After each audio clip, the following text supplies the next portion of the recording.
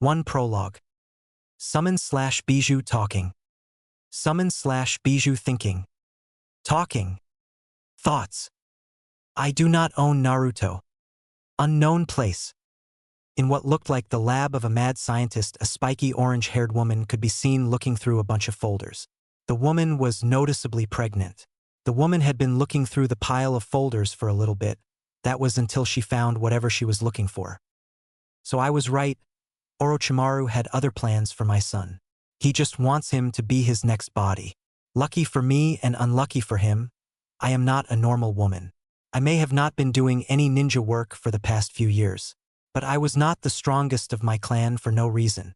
Now that I know what he wants my kid for, I need to find out what he was planning on doing and what he has already done to him, thought the woman, and started to look through the piles of files again. It took the woman quite a while since she had to find what she was looking for. She had found a total of 5 files of what Orochimaru had already done. She also found another 25 files of what Orochimaru had planned on doing to her kid. It seems like he was planning on giving him pretty much every bloodline in the world. He has already given him the bloodlines of the Senju, Uchiha, Kagaya, 6-arm clans, and the bloodline of the 3rd and 4th Raikages. With all of these, he would be a monster. It seems like he has my clan bloodline and has the possibility to awaken the Senju, Uchiha, Kagaya, 6-arm clans' bloodlines. There is also the chance that he will also get their monstrous bodies. It also seems like the egg of the person that Orochimaru used is a part of the Uzumaki clan. So it also seems like he will have the large amount of chakra of the Uzumaki clan as well. I think that I will make sure that I will destroy all of these notes of experiments, especially the one that has my son in it, thought the woman, and placed 2 seal papers on the piles of files. The woman activated one of the seal papers. This caused the paper to explode in a blast of fire. She left the room, but she had activated the second paper. But this paper did not do anything. I think that I will go and find where he has the scroll with everything he has on the bloodlines her son had already. She ended up reaching a room that had quite a few scrolls. She made a few clones. She and her clones grabbed as many of the scrolls that could be helpful for her son. She found a few scrolls on each of the few 5 clans' bloodlines he had. She also found a few scrolls on exactly what Orochimaru had done to his body, just in case her son would have the same ability. She also placed the same papers in the room of files. She had activated both of them.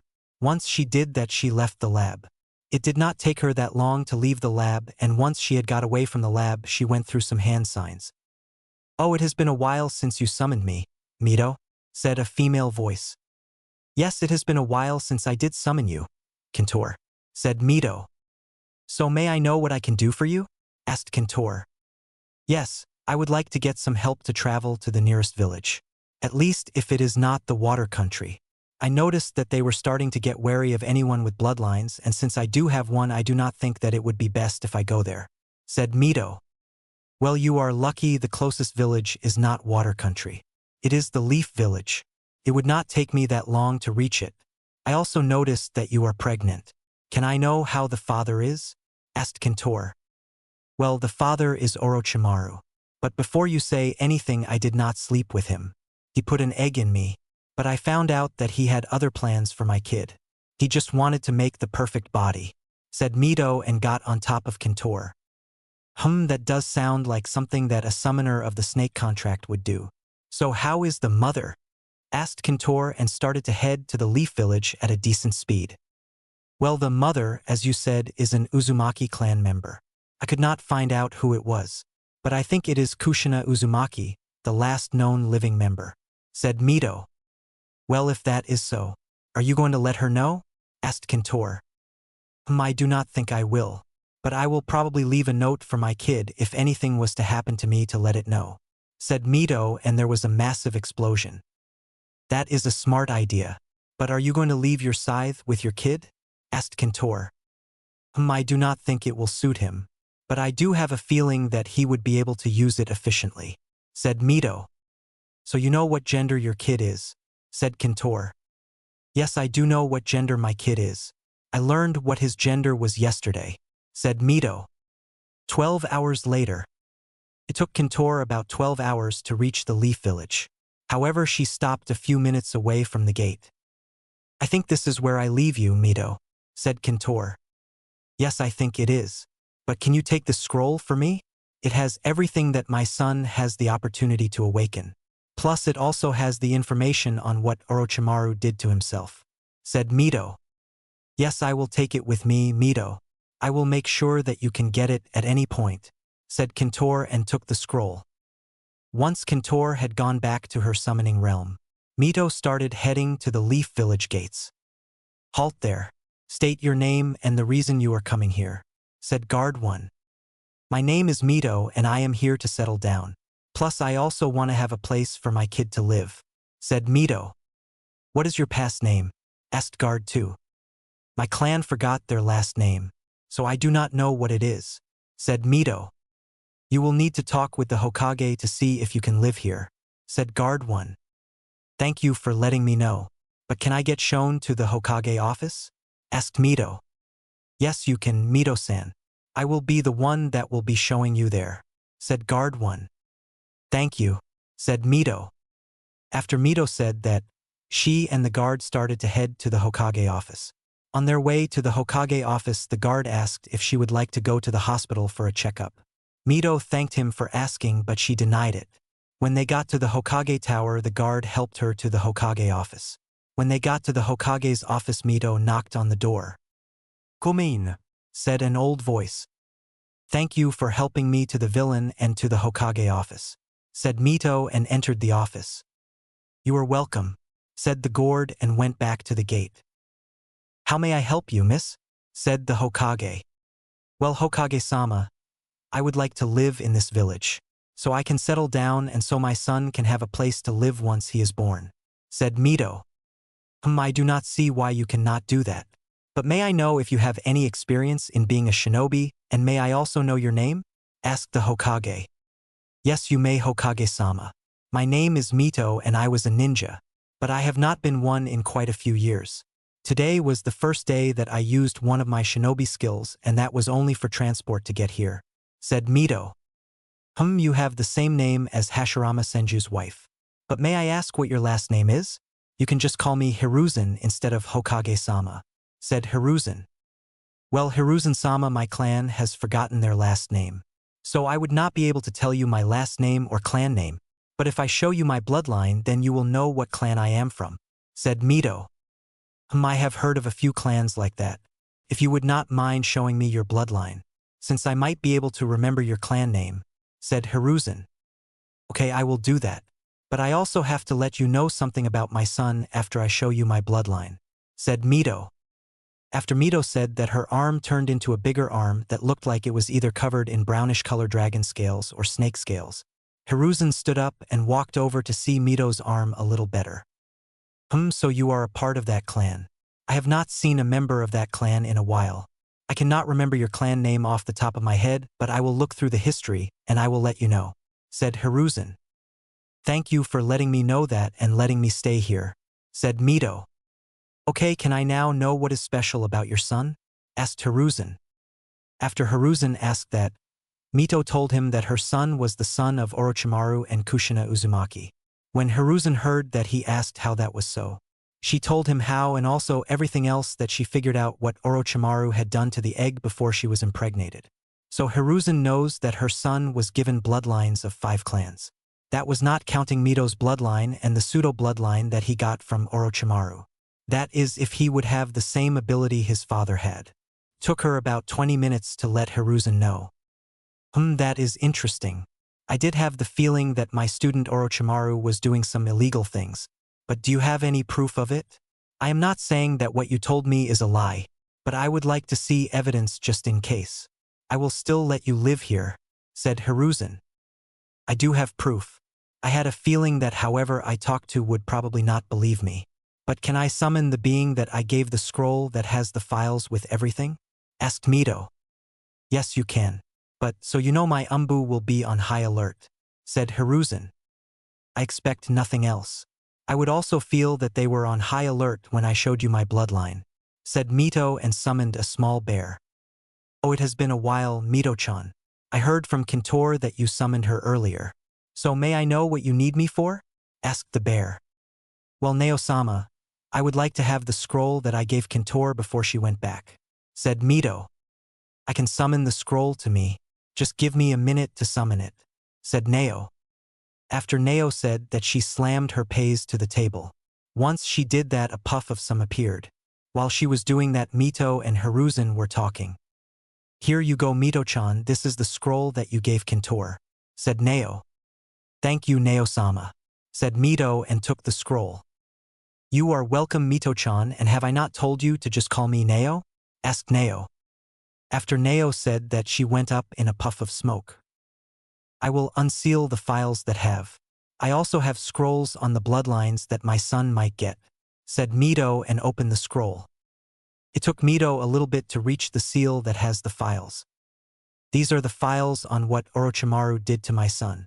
But these are what he had planned on doing to my son, said Mito. Thank you for this. You may leave now, and if you want to, I will go through these files in a little bit. But may I know if you want to become a ninja or a civilian after your son has been born? Asked Hiruzen. I think that I will be a civilian, but I will make sure that I am in peak condition just in case something happens like an attack, sighed Mito and stood up. That sounds good with me, but do you want me to tell Kushina about your kid? Asked Hiruzen. No, I do not think that is a good idea since I do not know what she will do if she finds out. But I am going to leave a note for my son just in case something happens to me. And if he wants to tell her, then he can, said Mito and left. Interesting, I wonder how strong her son will be, said Hiruzen. 6 months later. On the Kanehagakure hospital, a spick orange-haired woman was in a room. She could be seen giving birth. It took the woman about 10 hours to give birth. She gave birth to a boy that was healthy. He was about double the size of any other baby that had been born. The baby had dark red hair, orange markings around his eyes. His eyes are a red-orange color, and he had a kin color. His eyes were also snake-like. Mito-san, you gave birth to a healthy baby boy. Do you want to hold him? Asked a nurse. Yes, I would, Akari-san, said Mito. Here you go. But Tsunade-sama might want to do a checkup on him. Do you want me to let Hiruzen-sama in? Asked Akari. Yes, I would like that, and I do not mind having Tsunade do a checkup on my son. But may I know why she would be doing a checkup on my son? Asked Mito. Well, Tsunade-sama likes to look at any babies that are either smaller or bigger than the average baby. Since your son is about double the size of a normal baby, she might want to look over him. May I also know what you are going to call your son? Asked Akari. Can you give me a little bit of time to think? Asked Mito. Yes, I can. While you do that, I will get Hiruzen-sama and let Tsunade-sama know that there is a baby that she might want to do a checkup on, said Akari and left the room. A little after Akari left, Hiruzen had entered the hospital room. Oh, Mito-chan, how are you after giving birth to your son, and what have you named him? Asked Hiruzen. I am a little tired after giving. For the name of my son, I have not thought of a name yet. Do you want to hold him? Asked Mito. Yes, I would like to hold him. You can rest. Can I give you a suggestion for his name? Asked Hiruzen. Sure you can. So what is your idea for his name? Asked Mito and handed her son over to Hiruzen. Well, how about the main character of my student's first book? Said Hiruzen. What would that be? Asked Mito.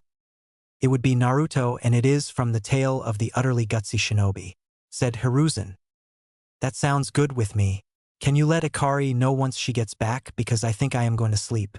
Oh, if Tsunade comes with Akari, I do allow her to look over my Naruto, said Mito and fell asleep. Once Mito had fallen asleep, Hiruzen looked at Naruto. When he saw Naruto, he noticed that he looked similar to Orochimaru. But he could tell that Naruto also had some of Kushina's features as well. He could also tell that Naruto did have Mito's features. But his features from his mother Mito were much less. Since the only thing Naruto got from Mito was her skin tone and was much more massive. After Hiruzen noticed all of that, the hospital room door was opened. Hiruzen looked over to see how came in. Sensei, what are you doing here? Asked Tsunade. I am here since I am friends with Mito. Plus she is like a daughter that I never had, said Hiruzen. Okay, so where is Mito-chan's son? Asked Tsunade. I am holding him, since Mito-chan wanted to sleep some. Do you want to hold me? Asked Hiruzen. Yes, I would live to, said Tsunade. Okay, you can hold Naruto. But I will warn you, he is much heavier than you will think, said Hiruzen and stood up to give Naruto to Tsunade. I do not think that he is too heavy, said Tsunade and took Naruto. After Tsunade had taken Naruto from Hiruzen, her arms dipped quite a bit. Tsunade almost dropped Naruto, but Hiruzen managed to prevent that. However, it did not take Tsunade too long to readjust her grip on Naruto. You were right, he is much heavier than I thought. Hell, I think he is about double the size of a normal baby. I think that I should do a checkup on little Naruto, said Tsunade. Oh, to tell you something, you might find some strange things in his DNA. But I already know about it. If you do find it, come to me or Mito. We are the only two who know exactly why. But my Umbu knows the bare minimum, said Hiruzen. Okay, I will do that. But I am probably going to make sure that nothing physically is wrong with him, said Tsunade. I do not exactly know what you will find, but there might be some strange things with Naruto's body. So can you let me know? I will also explain the minimum around the true reason Mito joined Konohagakure, said Hiruzen. Okay, I will let you know, said Tsunade. After Tsunade said that she placed Izuku on a crib-like thing. Once Naruto was placed in it, Tsunade's hands started to glow a light green. But before Tsunade could place her hands on Naruto's body, she was stopped by Hiruzen. To let you know, you might struggle using your mystical palm on him, since of his mother's bloodline, said Hiruzen. I think that I can deal with it, especially since I was the one that did her checkups, said Tsunade. That may be true, but you have to remember we do not know if Naruto has it and Mito-chan has mastered it. So she can prevent others' chakra and Naruto is a newborn, said Hiruzen. Okay, I will be careful, said Tsunade. 4 years later. It has been 4 years since Naruto was born. Naruto was a happy kid even though he was much taller, stronger, and durable compared to anyone around his age or 2 years older than him. With the bloodlines that Orochimaru had tried to give Naruto, for the most part, they have not awakened yet. He has only awakened his mother's bloodline. His mother had started to teach him how to somewhat control it. But since Naruto has not unlocked his chakra, he will not have that good of control over it. However, Mito had gained an illness that Tsunade was not able to hear her of. But before Mito had gained the illness after the Nine Tails attack. Since her body absorbed the Nine Tails chakra that was in the air, the Nine Tails corrosive chakra combined with the poison that was in her body already. Mito had gained the poison from her time with Orochimaru. Tsunade had been slowly healing Mito of the poison. Mito was still able to live her life like normal, but the illness was slowly draining Mito's life. Mama, I did, said a red-head boy. Oh really, Naruto-chan, can you show me? Asked an orange-haired woman. Okay mama, I will show you, said Naruto. After Naruto said that, his right arm started to change into a bigger arm that looked like it was made out of brownish dragon scales. Naruto's arm did not stay like that for long before his arm went back to normal. Once his arm had gone back to normal, he fell on his butt. That is good for anyone your age. I did not have this much control over our bloodline until I was 10. But I had my chakra unlocked, so I did not have as much of a struggle with it, said Mito. Mama, when will you let me unlock my chakra? Asked Naruto. How about this, you can unlock your chakra after lunch? Asked Mito.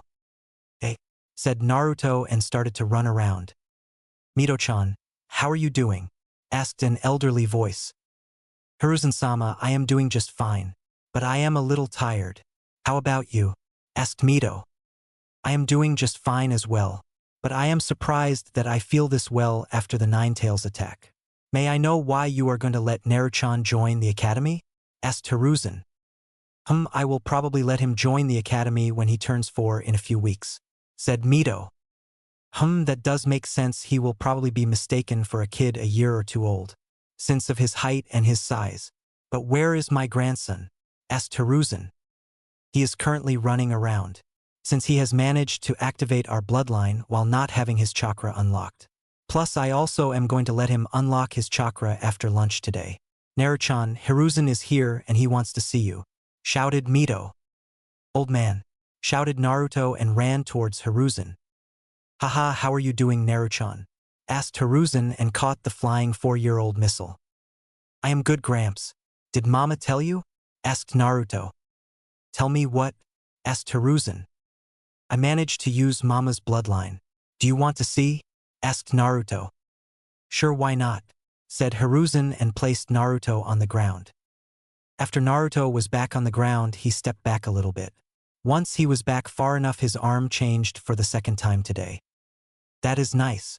I do not know of anyone that has managed to do anything like this. Even the kids that are a few years older than you, and you did all of this without having your chakra unlocked. You are one hard worker and a genius, said Hiruzen.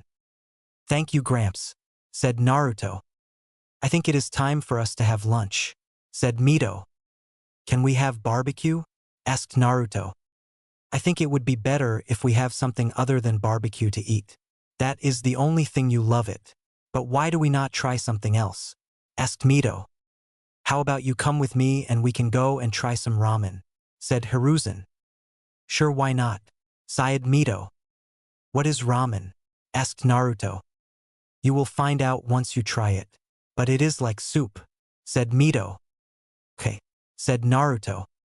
After Naruto said that, the group of 3 left and headed to get some food. 2 years later. Over the last 2 years, Naruto had joined the Ninja Academy when he was 4 years old.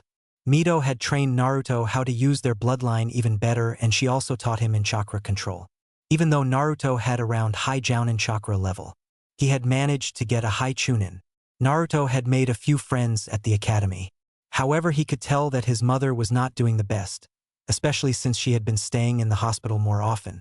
Naruto would go to visit his mom at the hospital after every day of school. Today for class you are going to be learning about, said the instructor. But she was interrupted by the door being opened. The person that opened the door was a member of the Umbu. She went over to the Umbu member. Umbu-san, how may I help you? Asked the instructor. All that Umbu did was give the instructor a note. After she had done that, she left. The instructor opened the note to see what it said. Naruto-san, you are wanted in the hospital, said the instructor. Before she could finish saying whatever she was saying, the window and some of the wall that was next to Naruto broke. She stopped what she was saying when she heard that, and she looked up. Once she had looked up, she saw that Naruto was gone. Well, it seems like Naruto is gone. Do any of you know where he lives? Asked the instructor. I know where he lives, Lucy-sensei, said a brown-haired girl and a blonde-haired girl. After school, can you let Naruto-chan know that he does not need to come back to the academy for the next week? Tenten-chan or Samui-chan? Asked Lucy. Yes, I can, said Tenten. I will go see if he is with his mother in the hospital, said Samui. Konoha Hospital. Once Naruto got to the hospital, he opened the doors and ran to his mom's room. Some people tried to stop him, but Naruto ignored them. Before they could get mad at him, they were stopped by someone. I do not think it is that smart for you to stop him, said an elderly voice. Sarutobi-sama. What do you mean? Asked a nurse. Well, Naruto-chan's mother is about to die, and she has been for the past 6 years. So Naruto-chan does not really care what he has to do to see his mom before she passes. So if someone manages to stop him, he will probably break something. It will either be the person's body part that they use, or might be some object. Or it might be both. But if he does, I will pay for any object that Naruto breaks. However, I will not pay for the person's hospital bills. Plus, I will make sure that they cannot make Naruto pay for their hospital bills, said Hiruzen, and in the distance someone could be heard crying out in pain. Everyone could tell that the person was not a little kid, but a grown adult. When they heard that Hiruzen started to walk in the direction it came more, Naruto had managed to get to his mom's hospital room. Mito's hospital room. I am here, Mom, said Naruto. How are you, Naruto-chan? Asked Mito. I am doing fine, but save your strength, Auntie will fix you, said Naruto while holding Mito's hand. Oh, Naruto-chan, Tsunade-chan cannot heal me. She has been trying for the past year, but she has not been able to. Plus, if she does figure out how to heal me, it will probably be too late. I can tell that I do not have much more time left. So come here and give me a hug, Naruto-chan, said Mito and opened her arms for a hug. Do not say that, Mom. You are the strongest person that I know. You can survive this, said Naruto and fell into his mom's arms. Oh my sweet baby. I may be strong but this illness has never been seen before. So Tsunade-chan will not be able to find a way to heal me before it is too late, said Mito while hugging Naruto. No, you are going to survive this. You are stronger than you think, said Naruto with tears coming from his eyes. For Naruto, his eyes felt like they were slightly burning, but he just ignored the burning feeling. Naruto-chan, look at me. I want to see your face before I pass, said Mito and gently lifted Naruto's head to look at her. Once Mito did that, she noticed that his eye had changed into a red iris and black pupil, but with one distinctive kama-like pattern called tomo swirling around the pupils. When she noticed that, she smiled at him, since she realized that her son had activated the Sharingan from the Uchiha blood he had. Because of Orochimaru messing with his DNA, she had let go of head, and after she did that, he moved his head back to where it was, before Mito had moved it. Once Naruto's head was no longer looking at his mom's face, Hiruzen had walked in. How is he taking this? Asked Hiruzen. As well as you think. But he has gained those eyes. So can you possibly find someone to teach him to use them properly? Asked Mito while stroking Naruto's head. I think I can do so, said Hiruzen. Thank you, said Mito and kissed Naruto on the head. Mito did not last much longer. She only lasted about an hour longer. However, 10 minutes after Mito passed, Tsunade had rushed into the room. Naruto was curled up next to Mito while holding her arms.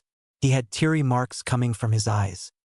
I have figured out how to heal Mito, said Tsunade, but she noticed the sad expiration on her sensei's face. You are a little too late, Tsunade-chan. Mito-chan passed about 10 minutes ago.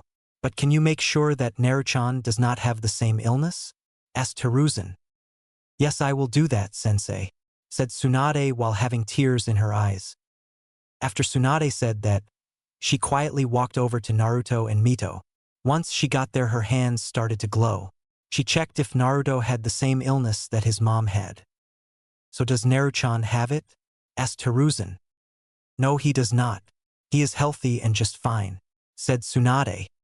Thank you for doing this. May I ask you to do something? Asked Hiruzen. Yes, you can. What do you want me to do? Asked Tsunade. Can you get your student Makoto? Because Mito-chan asked if I could get someone to help Naruto-chan train the Sharingan that he awakened, said Hiruzen. Does this have something to do with what his father did to him? Asked Tsunade. Yes, it does. I will let you tell her that, but I will explain the rest, said Hiruzen. Okay, I will do so, said Tsunade. I do not own Naruto. 4 years later. It has been 4 years since Mito died.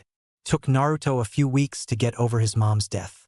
After Naruto had finally gotten over his mom's death, he was met by Hiruzen, Tsunade, and a black-haired woman. Naruto asked how the other woman was. The woman was Makoto Uchiha. He asked what she was doing there. Hiruzen told him it was one of the things that his mom had asked for. He also asked if they could. Naruto had let them into his house that he had inherited from his mom. When they were in the house, Hiruzen explained to both Naruto and Makoto about what Mito had told him when she joined the village. Hiruzen also let Naruto know that his mom had left a note for him that would explain a little more. Naruto went to look for the note and it was in his mom's room. He grabbed it and read it. After all that happened, Makoto had taught Naruto how to use the Sharingan. He ended up mastering it a little after he turned 10 years old. It would have taken him less time. But Naruto was also training on the things he already knew. Plus, he was also doing a training schedule that his mom had made for him. By the time it came for Naruto to graduate from the academy, he had become the level of a high Genin to low Chunin. That was when he was not using any of his bloodlines. But while using any of his bloodlines, he was a mid to high Chunin. He had also most become a low Jounin level while using any of his bloodlines. Once Naruto's academy class had reached their last year of being in the academy, the Hokage tried to put the clan kids in with them. However, he was stopped by Hiruzen. Flashback starts. Okay class, today we are going to be having the Hokage joining us today, said Lucy. After Lucy said that, the door was opened by the Hokage. Once the Hokage had entered the classroom, he was followed by a group of kids that was about a year younger than them. I would like to introduce you all to new students to your class, said the Hokage. Hokage-sama, would it not be hard for them to know what is happening, since we have spent the last 4 years in the academy? Asked Naruto. No, they would not struggle. They all were taught by their clans, since most if not all of them are going to be the next clan head, said the Hokage. Minato, I think Naruchan is right. They all are at least a year older than the clan kids. Plus most of them are bigger than any of them. The only clan kid that is close to their size is the Akimichi heir. But there are kids like Naruchan who are much bigger than them. He is near the same size as most of the current genins, said Hiruzen. That may be true, but with the training from their clans should allow them to join this class, said Minato. How about this, you chose 3 of the clan kids and they can fight the top student of the class. If they can defeat them, then I have no problem with them joining this class, said Hiruzen. Okay, then I agree with that. Lucy-san, how is the top of the class? Asked Minato. Well, Hokage-sama, the top of the class is Niji Hyuga. But I do not think that he would be able to fight the 3 you chose. So I would suggest Naruto Okami, since he has defeated Niji-san in a match before. Plus Naruto-san has not yet lost a match yet, said Lucy. Well, then it will be Naruto Okami versus Natsumi and Menma Uzumaki, and finally it will be Sasuke Uchiha. So let's get going to the sparring ring, said Minato. On their way to the sparring ring, all the students were talking between each other. Hiruzen was walking next to Naruto, who was half asleep. So how do you think this fight will go, Naruchan? Asked Hiruzen. I do not know, but I have a feeling that it will not be that fun, even if I had to fight all of them at once. Since when I struggled in a fight against anyone it was bushy brows. But that was after he met the bigger bushy brows, said Naruto. It may go that way, but remember they might be stronger than you think, since all of them had been trained by their clans since they were 6, said Hiruzen. Wait, they have only been training for the last 4 years? Asked Naruto. Yes, that is true. That is the age most clan kids start their training. Why did you ask that? Asked Hiruzen. I started my training before I was 4 years old. I am 11 years old, so I have been training for a little over 7 years, said Naruto. Know that you mention it, you are right. Just make sure you do not hurt them too much, said Hiruzen. No promises, but I will try my best not to harm them. However, if I do, I will try to hurt them as little as I can, said Naruto and entered the sparring ring. A little after Naruto got into the sparring ring, a girl with red hair and 3 wicker marks on her face entered the ring. The first fight will be Naruto Okami versus Natsumi Uzumaki, said Lucy. After Lucy said that Natsumi readied for the fight, all Naruto did was remove one of his hands from his pants pockets. Fight, said Lucy and jumped back. After Lucy said that Natsumi rushed Naruto, she thought it would not be that hard to defeat him, since he was not taking her seriously. However, when she reached Naruto, she ducked a swing that came. It seems like you are better than I thought. Let's see if you can make me use both of my hands, said Naruto boredly. After Naruto said that, he sent another attack. However, this time Natsumi was not able to dodge this attack. She was sent flying out of the ring. Well, that was disappointing. I didn't even have to use much of my speed or strength, thought Naruto. The winner is Naruto Okami. Can the next fighter come? Asked Lucy. After Lucy asked that, both Sasuke and Menma entered the ring at the same time. Only one of you two can be in the ring at a time, said Lucy. It is fine, just let them both fight me. It might be a bit hard for me, said Naruto. Okay then. The fight will be Naruto Okami versus Menma Uzumaki and Sasuke Uchiha, said Lucy. After Lucy said that, both Menma and Sasuke both charged at Naruto. Like last time, Naruto attacked, but instead of doing a straight punch, he went for a kick. They had managed to dodge the attack, but Naruto went for Sasuke first and sent him flying out of the ring. Once Sasuke was out of the ring, he went for Menma. However, he did not have to send him flying out, since Menma was charging at Naruto. When Naruto noticed that, he jumped right over Menma. This caused Menma to run out of the ring. That was even less fun than the last fight, and this fight was against 2 people at once, said Naruto.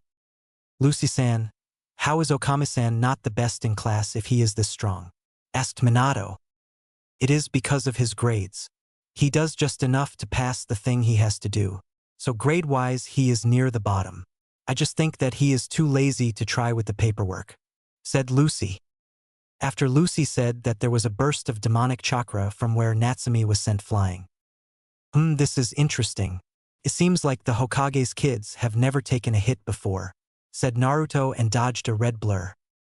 The red blur had gone into a tree, but before it could recover Naruto vanished and appeared at where the red thing was.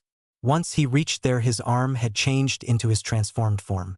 Naruto grabbed the red thing and brutally slammed it into the ground. After the red thing was slammed into the ground it stopped being red. The red thing was Natsumi. All Naruto did was transform his arm back to normal and walked away. All of that had happened within a few seconds. Well, it seems like the clan kids are going to be joining their generation. I also think that you should check up on our daughter, said Hiruzen. After Hiruzen said that, Minato rushed over to his daughter. Flashback ends. After that event, the clan kids joined the year before that year. The next 2 years went normally. When the graduation came for Naruto, he had passed the tests and was put on a team. Naruto was put on a team with civilians and their Jounin sensei was Kakashi Hatake. It was Team 5 that Naruto was on. Day after graduation. In a training ground there were 3 kids waiting. 2 of them were black-haired civilians, so they both did not have anything really interesting about them. However, the last kid had some interesting feathers. He was much taller than the other 2 and he also had more muscles as well. He had red long spiky hair, tan skin, red-orange eyes, and orange markings around his eyes. Naruto has a body similar to OG Broly from Dragon Ball Z, but he is shorter than him. He is around 5 feet 6 inches. I wonder when our Jounin sensei will get here. It has already been about 3 hours, said Civilian 1. I do not know, but if he is not here by the time it hits 3 hours I am leaving, said Naruto annoyed. Sorry that I am late. I was helping an old lady with her grocery and she lived on the other side of the village, said Kakashi. I highly doubt that, since you had been watching us for the past half an hour, said Naruto. That does not matter. You are going to be doing a test to see if you can become an official genin, said Kakashi and pulled out 2 bells. I thought that we were already genins, said Civilian 2. Oh, that test in the academy was to see who has the chance to become a genin. Not to see who will be a genin, but to let you know this test has a 66% chance of failure. So there is only a 33% chance of passing, said Kakashi. So what is this test going to be? Asked Naruto. You will have to take one of these bells from me, said Kakashi and put the bells on his side. Yeah, I have tried to get my teammates to join me, but I have a feeling that this test is rigged already, thought Naruto. Oh, by the way, you all have 3 hours to get the bells. Right, to let you know, come at me with the intent to kill. So start, said Kakashi. After Kakashi said that, the 2 civilians disappeared. All Izuka did was look at Kakashi with a deadpan look. After a few seconds of Naruto looking at Kakashi, he unsealed a red 3-bladed scythe. I wonder what he will do. I can tell that scythe is much heavier than any other kind of weapon, thought Kakashi, and he had to substitute with a log. After Kakashi had substituted with that log, it was slammed into the ground violently by Naruto. However, Naruto's eyes stay locked on to Kakashi's position. Naruto also simply ripped the scythe out of the ground. Once the scythe came out of the ground, it also ripped a part of the ground as well. What the fuck? How is he this fucking strong? He is only 12 years old. He should not have this kind of strength. His strength reminds me of Guy's strength, and that is when he dropped some of his weights, thought Kakashi, a little panicked. Before Kakashi could realize, Naruto charged at him. Once Naruto had reached where he swung the scythe that had a chunk of earth on it, making it more like a club. Kakashi managed to barely duck from the attack. However, the tree was not as lucky, since the area the tree got hit was pulverized and anything above that point fell to the ground. But that part was full of cracks. Come on, Kakashi, I thought that you was a jounin, not a fucking genin. Hell, I heard that you once was in Umbu. Plus, are you not an S-ranked ninja in the bongo books? Asked Naruto while swinging his scythe again at Kakashi. However, this time Kakashi tried to block the attack with a kunai. When he did that, he was slammed through the tree branch under him and launched into the ground. While he was flying at the ground, Naruto launched himself at him. Naruto managed to catch up to where Kakashi was and he grabbed him. Once Izuku had grabbed Kakashi, he spun around and threw him at the ground. So Kakashi had much more force when he hit the ground. Naruto was still flying to where Kakashi had slammed into the ground. Kakashi managed to regather himself and substituted just in time. Once Izuku had slammed into the ground, the area that he had thrown Kakashi INTP became a small crater. 3 hours later. Over the next 3 hours, Naruto had been playing cat and mouse with Kakashi. However, he stopped a few hours in to try and work with his teammates, but they did not want to work with him. Naruto did not need their help since he already had got the bells. When he had tried to team up with them, he placed a bell with each of them. Kakashi did not get tracked like an animal or treated like a fresh genin, but he managed to barely escape from Naruto every time he was found by him. However, he could not escape from him when there was only 5 minutes left. Kakashi was getting physically overpowered no matter what he tried. He could not use a kunai since they would be broken. He could not use taijutsu since Naruto was physically stronger. And he did not have enough time to use ninjutsu. However, he was saved by the alarm going off. "Thank God I do not have to be thrown around like a ragdoll," mumbled Kakashi. After Kakashi mumbled that, the 2 civilians awoke from the genjutsu they were put in. "Seems like you all failed. None of you got the bells," said Kakashi. "Oh really? Are you sure about that?" asked Naruto. "Yes, I am sure about that. The bells?" said Kakashi, but he did not feel the bells anymore. "I got the bells when I threw you at the ground near the beginning. I do not have them anymore since I left them with my teammates," said Naruto. "What, we don't have the bells?" said Civilian 1. "Oh really? If you would entertain me, look in your ninja pouch on the side I was when I met you too," said Naruto. After Naruto said that, they both did so. When they did, they pulled out a bell each. "Well, you got the bells, but you still failed," said Kakashi. "As I thought. It was not getting the bells, it was teamwork. Am I right, Kakashi?" asked Naruto. "Yes, you are right. None of you worked at a team. But you, Okami, you will be put in the reserved ninja, since you have the skill of at least a high Chunin or a low Jounin," said Kakashi and vanished. This just means I have more time to train," mumbled Naruto and left the training ground. Hokage office. In the Hokage office there were 11 people standing and there were 2 others that were sitting down. Each of them were telling Minato if their team passed or not. So far all of the teams have failed. "Team 10 passed," said a green spandex-wearing man. "We finally have one team that passed. Now we just need to wait to see if Kakashi passed his team. But first, Team 11 and 12, can you let me know if your teams passed?" "Our teams did not pass, Hokage-sama," said a black-hair woman. After she said that, Kakashi appeared. They all noticed that he was not in the best shape. "Are you alright, Kakashi?" asked Minato. "Yes, I am fine. But I think I might need to go to the hospital for a checkup. Team 5 failed. But I would like to suggest that Naruto Okami be put in the reserves," said Kakashi. "Why is that?" asked Minato. "Okami has physical strength to match Guy when he drops some of his weights. Plus, he also uses a scythe that ripped a part of the ground and he used that like a club. He also shattered one of the trees in Training Ground 5, said Kakashi. "Are you sure about all of this?" asked Minato. "Yes, I am Minato-sensei," said Kakashi. "You met Minazuki. You are lucky that Naruchan did not use its ability," said Hiruzen. "What do you mean?" asked Minato. "Minazuki has 2 abilities. One has something to do with his bloodline and the other one has the ability to make any blood that gets spilt by it into an extension of it. I have only seen Mito-chan use that second ability," said Hiruzen. 1 year later. Over the next year, Naruto continued doing his training. He also did missions. However, a few weeks after Naruto became a ninja, Hiruzen had passed. He had passed because of the way that the Nine Tails was sealed. Minato had made a seal that would not kill the person that uses it. It still used the power of the Shinigami, but it did not summon him. However, it would talk half of the person's remaining life. Minato was planning on using the seal. But Hiruzen stopped him and used it himself. Hiruzen's death caused Naruto to awaken his Manjikyu Sharingan.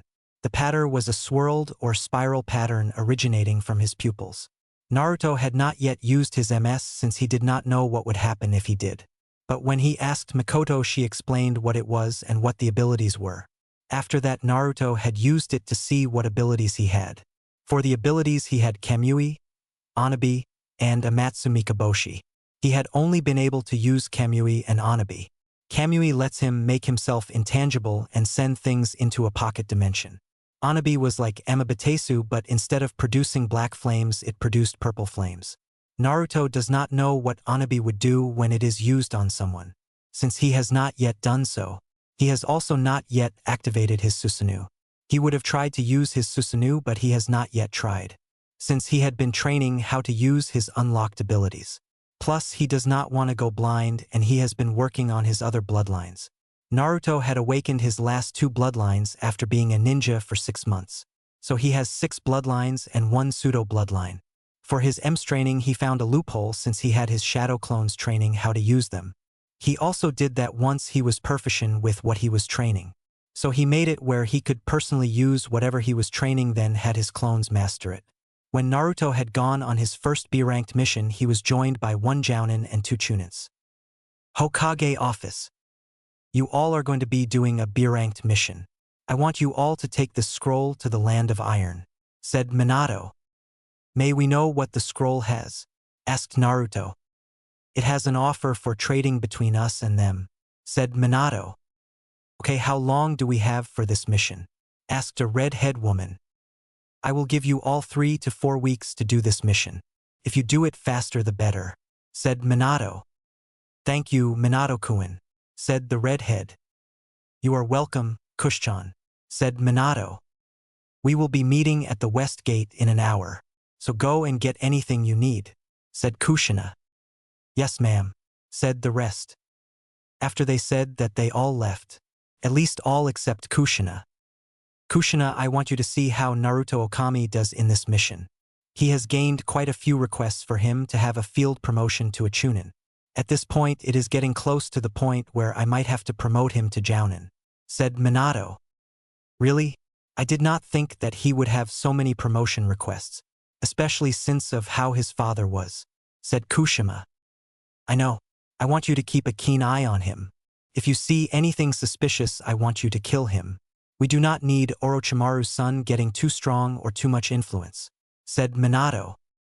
I will not kill him if he does one thing suspicious, since we have to at least give him an opportunity to show that he is not like his father, said Kushina. Fine, but if someone is killed on this mission, he will be punished, said Minato. After Minato said that, Kushina left his office. 1 hour later, Naruto had got a few scrolls that held everything he would need. Once he had done that, he went to the West Gate. When he got there, he noticed that he was all alone there. He decided to hop in a tree. While Naruto was on, he started to practice using his dead bone pulse, and he also practiced with his arachnid-like bloodline. He also managed to be able to use the arachnid bloodline with the genetic modification that he gained from Orochimaru. He had managed to have his left side be a single arm and his right side have 3 arms. With his left side, he had managed to make a bow. Took him a few tries to do so, but once he got the bow made, he used his right arm to make arrows. However, before Izuku could try it out, the rest of the team had arrived. Seems like we are here now, but it seems like we just need to wait for Naruto-san, said Kushina. After Kushina said that, Naruto jumped out of the tree he was in. However, he first deactivated the 2 bloodlines that he was using. When Naruto hit the ground, there was a thud. I have been here for the past half hour, said Naruto. Okay, since everyone is here, let's get going, said Kushina. 4 days later. Took the team 4 days to reach the land of iron. When they got a day away from it, started to get cold. So the team decided to put on some warmer clothes. But Naruto did not put on warmer clothes since the cold didn't really affect him. He was asked why. He just said that the cold did not really affect him. Halt there. What is your business here? Asked Samurai 1. We are here to see if Mifune-sama would like to do some training with Konoha, said Kushina. We will lead you there and talk you to Mifune-sama, so he can decide what he will do, said Samurai 2. But you will have to use your weapons, said Samurai 1. You are not going to take my mother's scythe from me. If you try to do so, I will shatter every bone in your body, growled Izuku. Is that a threat, boy? Asked Samurai 1. No, it is a fucking promise. If you try to take Mizuki from me, I will break your whole body, said Naruto and started to transform slowly.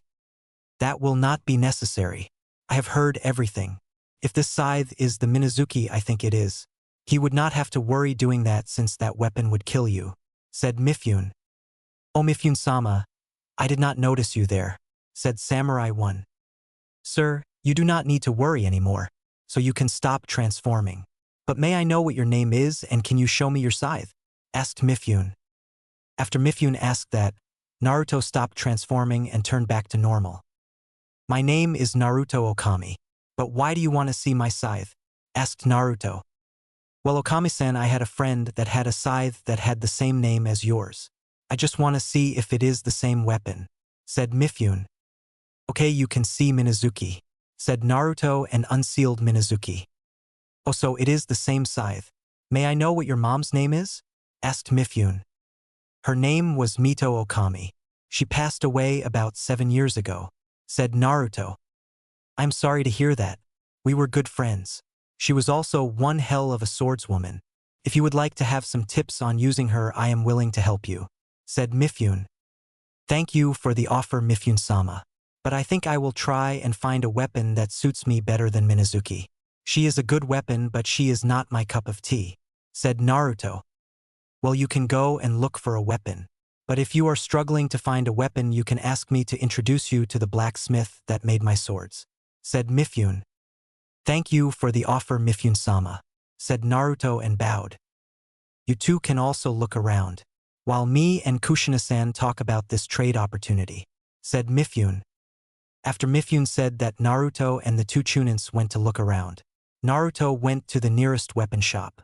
He did not find a weapon that felt right, but he did get some new kunais and shurikens. However, he noticed that the weapon that felt best in his hands were the broadswords. Once he was done looking in that shop, he left. Over the next 3 hours, Naruto went to every weapon shop. Yet he had not found a weapon he liked. After doing that, he went to pretty much every weapon shop. So he stopped looking for a weapon and went to a training ground. He went through the style for Minazuki. Naruto had been doing them for 2 hours before he stopped. However, before he started up doing the style, he was stopped by Mifune. So were you able to find a weapon that suits you better than Minazuki? Asked Mifune. No, I did not find a weapon to replace Minazuki. But I did notice that the broadswords were the ones that felt the best, said Naruto. I think that the blacksmith that made my swords might be able to make you a broadsword. If you would like to follow me, I will lead the way to his blacksmith shop, said Mifune and started to leave. Okay, but I am fine if he cannot make me one, said Naruto and followed Mifune. It took the two 10 minutes of walking to reach a medium-sized house. When they got there, Mifune knocked on the door. It was opened by an old man who was using a katana as a can. Miyamoto-sensei, how are you doing today? Asked Mifune. I am doing just fine. But what do you need? Asked Miyamoto. What says that I want anything from you? Asked Mifune. You only meet with me about twice a year and you have already met me for the first time this week. But you usually do not meet me for a few more months. So may I know what you want? Asked Miyamoto. You know my friend Mito Okami? Asked Mifune. Yes, I remember her. I was friends with her father. Plus I also made her scythe, said Miyamoto. You know my mom and my grandfather? Asked Naruto. Oh, sorry, I did not notice you there, Sonny. But what do you mean by your mom and your grandfather? Asked Miyamoto. It is fine. My name is Naruto Okami, and I am the son of Mito Okami. Plus I also have Minazuki, said Naruto. Oh, really? Come in. I would like to get to know you better, said Miyamoto. After Miyamoto said that, Naruto and Mifune both entered the house. Once they entered the house, they both saw that the forge was on. Lori, come here, I would like you to see one of my creations, said Miyamoto. Coming, Gramps, said Lori. A few minutes after Iori said that, A black-haired boy entered the room. While they were waiting, Naruto had summoned Minazuki. "Oh, I have not seen this scythe in quite a few years. Can I hold it?" asked Miyamoto. "Yes, you can, Miyamoto-sama," said Naruto and gave Minazuki to Miyamoto. "It seems to be in good condition, but it decently has signs of being used," said Miyamoto. "May I know what Minazuki is not harming you?" asked Naruto.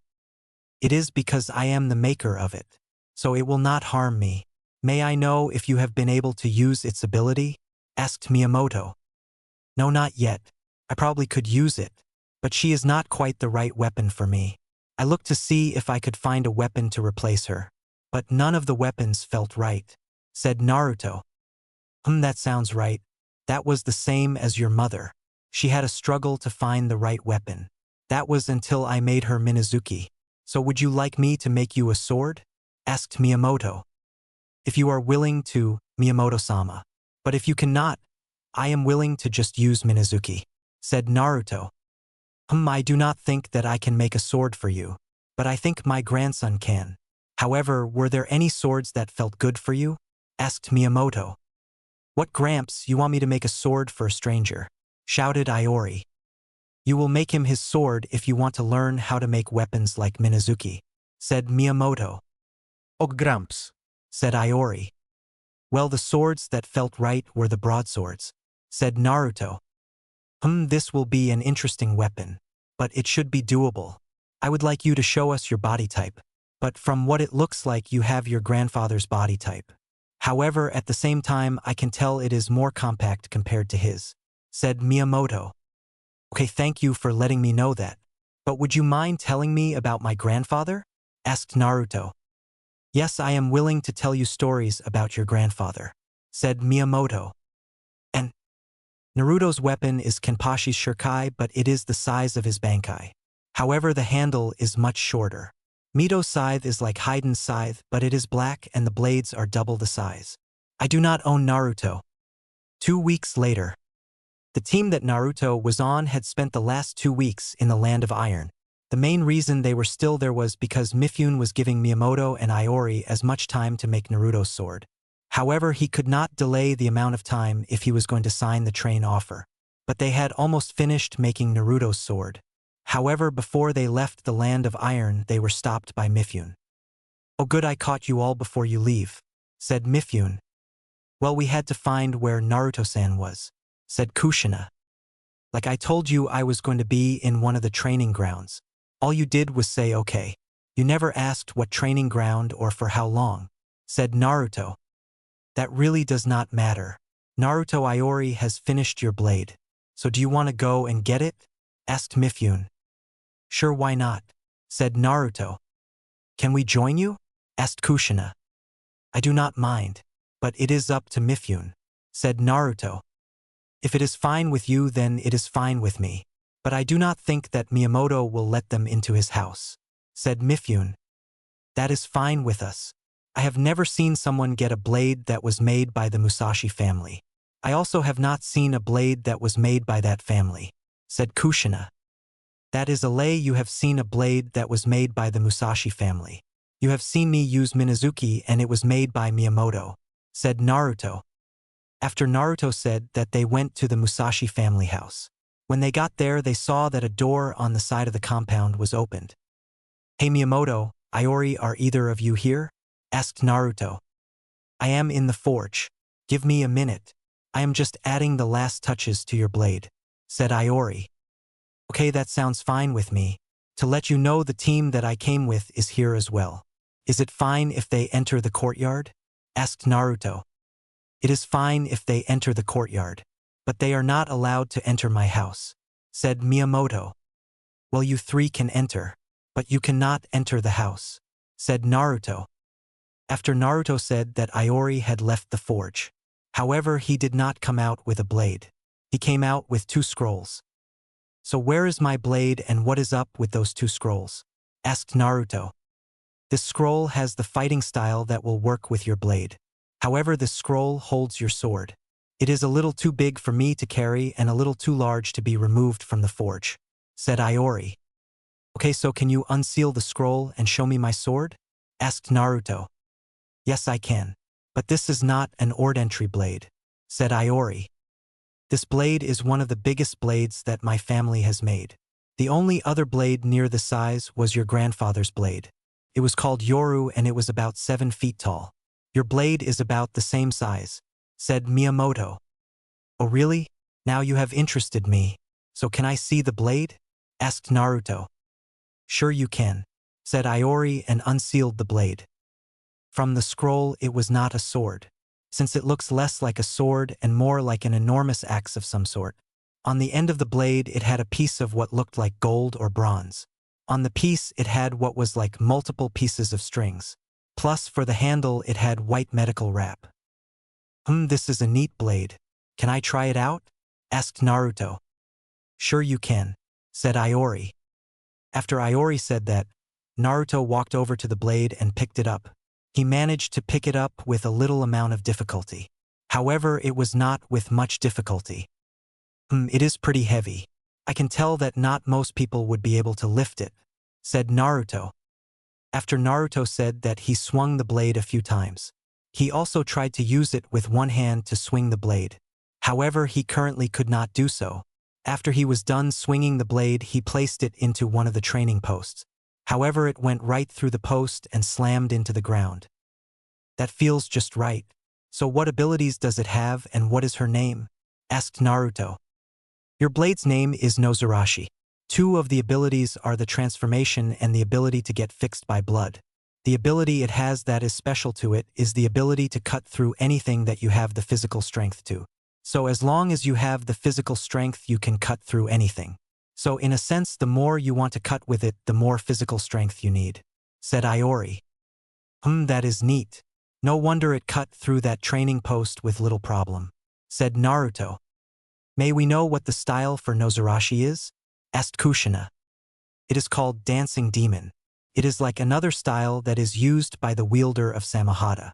That style is called the Dancing Shark. I was going through Gramps styles that he had made for the swords he had made. But it is also different from Dancing Shark. They both are vicious styles. But I think that the Dancing Demon is more vicious than the Dancing Shark, said Iori. Really? Asked Naruto. Yes. Oh, next time you come here I want to see you use the style and the sword, said Iori. I will do so. I do not know when I will come here next, but I will show you to it. I will also let you know how it does against the Dancing Shark. That is if I ever meet the wielder of Samahata, said Naruto. In my old age I love to see young people use their weapons and their style for it. If you want I can give you a copy of your mom's style, said Miyamoto. Thank you for the offer, but I have my mom's copy of her style. Plus I have nearly mastered the whole style, said Naruto. Yes, he is pretty good with the flying Shinigami. There are still some places that he needs to get better in. Other than that, he had nearly perfected it. For the most part, one think he just needs to master the last half of the advanced stances, said Mifune. If that is true, you should be able to master it in the next year or so, said Miyamoto. I think it is time that we leave, said Kushina. After Kushina said that they left. Before they left, the land of Iron, Mifune had finally given Kushina his answer for the trade offer. Once Kushina had that, they finally left the land of Iron. 4 days later. It took then another 4 days to get back to Konoha from the land of Iron. When they entered the walls of Konoha, Kushina dismissed them. However, once Naruto got to his house, he was met by Mikoto. He could tell that Mikoto did not have the best past few days. Naruto let him into his house to talk about whatever she needed to talk about.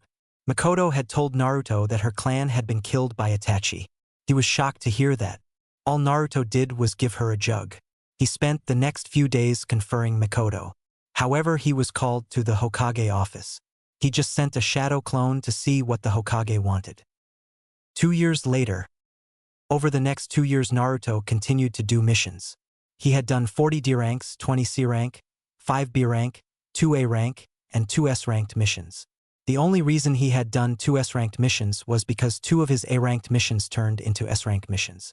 Naruto had continued to do his mission with the 2 Chunin that he went to Iron Country with. One of them was a female Uchiha and the other one was a female Inuzuka.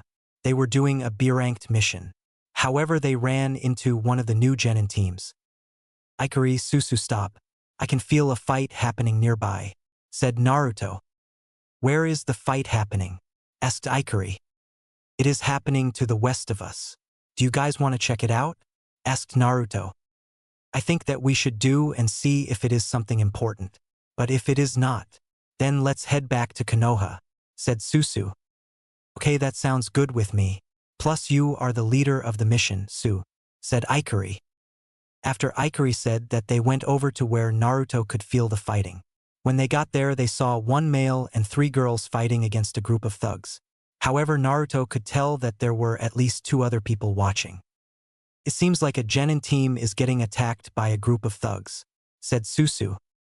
That is true. Naruto, is there anyone else that you sense? Asked Ikari.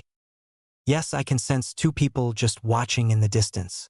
But one of them has a high affinity for lighting. It is up to you, said Naruto. How large are those chakra reserves? Asked Susu. One of them has at least high Sannin to low Kage. The other one has at about low or mid Chunin. I can't really tell, since the smaller one is pretty much right next to the larger one. It is as if the smaller one is on the back of the larger one, said Naruto.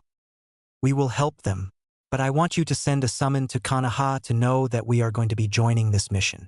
Plus you can send the results of our mission, since you are the only one with a summoning contract, said Susu. Okay, I will do so, said Naruto and summoned a small bear. Hey Naruto, what do you need? Asked the bear. Orochimaru, I would like you to take the scroll to Konoha and give it to the Hokage. Can you also wait for his answer and then come back to me? Asked Naruto. I sure can, Naruto, said Orochimaru and disappeared. Okay, now that is done. I want you to make a diversion, said Susu. You can count on me for that. I will also send an attack at the further 2, said Naruto, and his right arm turned into 3 arrows. In his left arm he made a bow. He notched the 3 arrows and sent them flying. Once the 2 hit the ground, they exploded. However, before he shot the 3rd arrow, he removed his headband. When he did that, there was a red 3rd eye.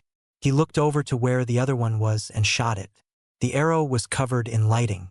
This caused the arrow to fly with even more speed. In the distance, there was a massive explosion. I think that was a little overkill, said Susu. No, I do not think it was. That did not hurt them. They managed to get away. But I can tell that they did not get away without getting hurt. That should stop them from attacking for at least a week, maybe 2 if we are lucky, said Naruto. I think we should meet the team, said Ikari. After Ikari said that, they jumped out of the trees. Naruto had managed to have only 2 sets of arms, so the only people that know about his bloodlines are his teammates and Mikoto. Once Naruto's team had exited the forest, the team got on guard. Do not worry, we are not going to hurt you, said Susu. Susu-san, what are you doing here? Asked the single male. Obito-chan, you are back. How are you doing? The reason my team is here is because Naruto felt the usage of chakra, said Susu. Really? Then why did you come here? Asked Obito. Well, Naruto said that he sensed 2 more people that were just watching. Plus he said that one of them had around Kage level resources, said Susu. Really, I did not feel anyone with that amount of chakra, said Obito. It was because they were just far enough that anyone that is not a good enough sensor, they would not be able to sense them, said Naruto. Then how were you able to sense them? Asked Obito. Well, I do not know how much you know about me, so I will let you know that I am a really good sensor, said Naruto. That does not matter, Obito. Can you let us know what the mission you are on? Asked Susu. Well, we are currently going to be meeting up with Guy's team, since they were on a mission to see what was happening in Katabami Goldmine Village. They learned that it went from a low C-ranked mission to at least a mid-B-ranked mission or even higher. The reason it happened like that is because Guy said that the leader of the ground was Raiga Kurosaki. But with your help, I think it will not be much more dangerous, said Obito. Okay, lead that way.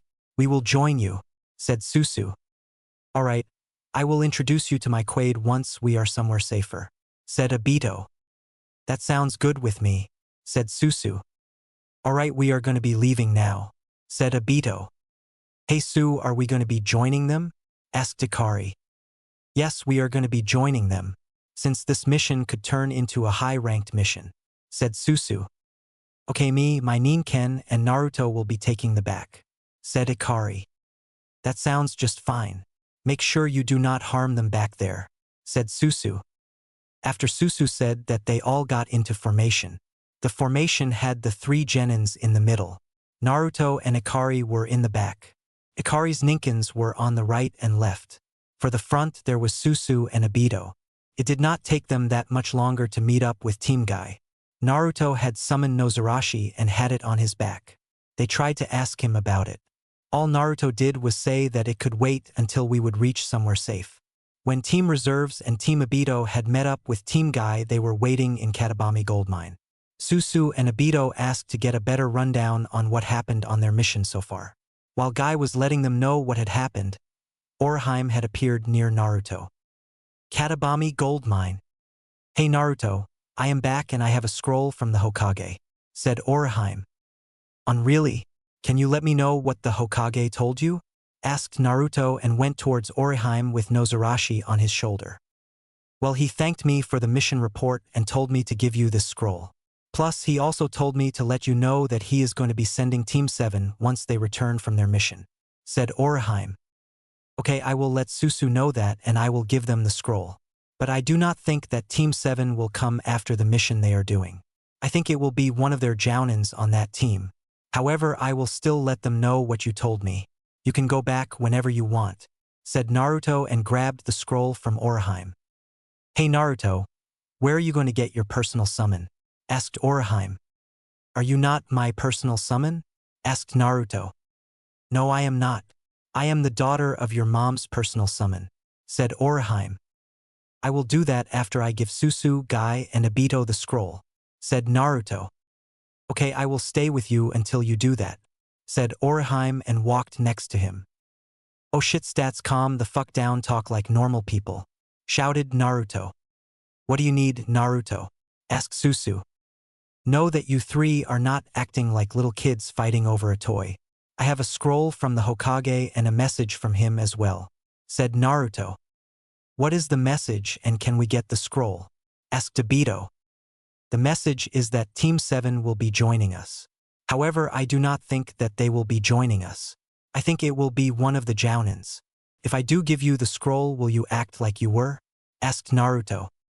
No, we will not, said Aido. Good. Sukach, said Naruto and tossed the scroll at her. Put on a shirt. We do not need people to see you shirtless, shouted Susu with a bright red blush on her face and caught the scroll. How is he so muscular? He is only 16 years old, thought Aido. His flames of youth are shining brightly, thought Guy. With Naruto and Orochimaru. Oh, I love making Suchan blush, said Naruto. Well, you are built like a brick shithouse, so any girl would be flustered when they see you, said Orochimaru. I know. That is one reason I love messing with Suchan and Ikari-chan, said Naruto.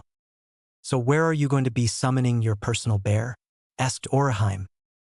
Probably in the same place that I was training at earlier, said Naruto. That should be a good area, since you do not know how big or small your personal bear is going to be, said Orochimaru. I wonder how long females are going to just watch me. Plus I am also wondering how long the female genins are going to keep watching me, said Naruto. So you noticed them, said Orochimaru. Yes, I knew that they were watching me the whole time, said Naruto.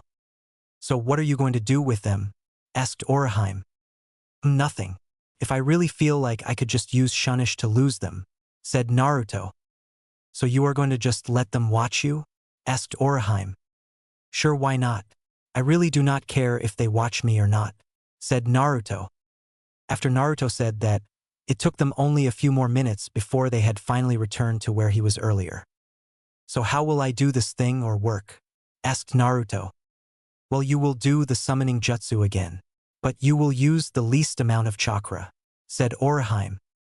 Okay, that sound doable, said Naruto and did the summon jutsu. After Naturo did that, a puff of smoke appeared. After the smoke had disappeared, there was a small bear. However, the bear had much more fur than Orochimaru. Plus, the bear was half the size of Orochimaru. How are you able to summon them? Asked Orochim. May I know why you are shocked to see this bear? Asked Naruto. After Naruto said that, the small bear turned to him. The bear clumsy walked over to him. When he saw that, he sat down. Once Naruto had sat down, the bear walked into his lap. When the bear entered his lap, he started petting the bear. This bear is not a normal bear. She is a part of the nearly extinct dire bear summoning clan, said Orochim, shocked. After Orochim said that, there was another puff of smoke. However, this time the amount of smoke was much more massive. Nana, where are you? Asked a massive-ass bear. After the massive bear said that, the bear in his lap gave out a small row. So what are you doing here, Nana? Asked the bear. The reason Nana is here is because she is my personal summon, said Naruto. What is your name, boy? Asked the bear. Well, my name is Naruto Okami, and I am the current summoner of the bear contract, said Naruto. I have heard about you from the few bears that visit me and my family, said the bear. May I know what your name is? Asked Naruto. Oh right, my name is Nezuko, and I was the daughter of the final dire bear contract. But there are only about 5 of us left, said Nezuko. Thank you for letting me know, said Naruto. Hey, I have a question for you. What kind of weapon do you use if you use one? Asked Nezuko. Well, I use 2 kinds of weapons. I use my mom's scythe, and I have a massive axe-like weapon. I can show you them, said Naruto. Yes, I would like that, said Nezuko. After Nezuko said that, he removed Nana from his lap and stood up. Once he had stood up, he summoned Nozarashi in his right hand, and he summoned Minazuki in his left hand. I have not seen weapons like these before. They are proper weapons for the personal summoner of my daughter. Come on, Nana, let's go back, so you can start your training. Naruto, you will not be able to summon Nana for now on, but it should be around at least a year before you can summon her again, said Nezuko. Okay, that sounds alright, but would I be able to summon the other dire bears? Asked Naruto. You can summon pretty much everyone except me, Nana, and my father, since my father is the elder. So you will just need to wait to summon them, said Nezuko. Okay, thank you for that. Hey Orochim, are there any bears that I cannot summon from the bear contract yet? Asked Naruto. It is the same for the bears as well. So it is the boss and the elders. They will allow you to summon them once they think you are ready to meet them, said Orochim. Okay, that sounds already. Well, I am going to be continuing my training. You 3 can leave if you want, said Naruto. 1.5 weeks later. Over the next 1.5 weeks, the 3 teams continued to train. For the most part, Naruto had trained by himself. However, he did offer the other members to train with him. There were only 2 people that agreed to train with Naruto. They were Tenten and Lee. Naruto and the 2 were not quite friends, however, they were not strangers. They were more like acquaintances. Naruto and Tenten trained with weapons. Naruto and Lee trained in taijutsu. Naruto even trained against both of them at once. However, since Naruto had much more experience compared to the 2, he would always defeat them. Whenever Naruto was not training, he had set up some countermeasures for when Raiga and the thugs that worked under him would come. Seems like the fight is about to start, said Naruto. What do you mean? Asked Lee. However, after Lee asked that, there were multiple explosions. Both Lee and Tenten looked at Naruto. What did you do? Asked Tenten. Oh, I just set up enough explosive papers to destroy a small village or half of a medium village. That should have dealt with quite a few of the thugs. Lee, Tenten, I want you 2 to go and let the others know what is happening, said Naruto, and summoned Nozarashi. What about you? Asked Lee. I will make sure that Raiga will not interfere with you all defeating the thugs, said Naruto, and a lightning blocked attack. However, when Naruto had blocked that attack, there was a large amount of dust that was made. The next thing Lee and Tenten knew was that they got kicked away by Naruto. It seems like there is someone that is half decent, said Raiga. Oh really, you think that this is all I can do? Asked Naruto, and he started to transform. After Naruto had fully transformed, his weapon also started to transform as well. Naruto's transformed form made him into a brownish hulking figure with 2 horns, and it looked like it was covered in dragon or snake scales covering its body. The scales also had an orange tone to them. His weapon gained 2 massive boosters and had the scales as well. However, the blade edge looked like it was made out of a sharp white bone. "Oh, I have not used this form in quite a while," said Naruto and removed his headband. Once Naruto did that, he showed that he had 2 more eyes right above his first 2. "What the fuck are you?" asked Raiga, shocked. "Oh, you have never heard about a clan that could do this?"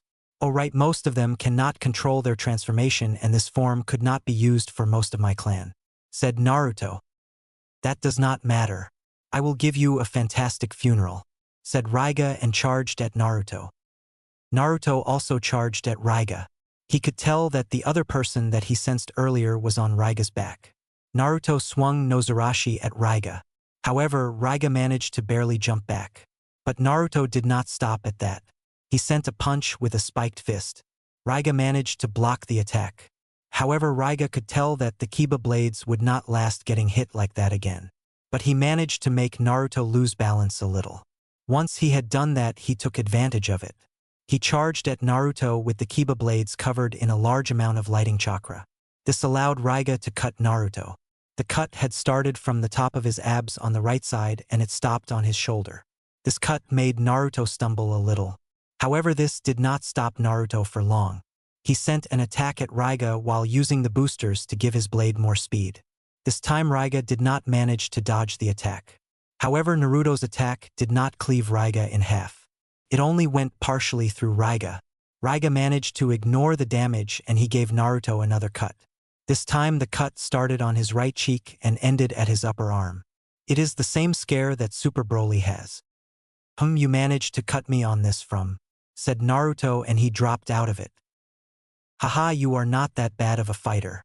I am happy that my life ended after fighting someone of your skill," said Raiga. "Yes, it was a good fight.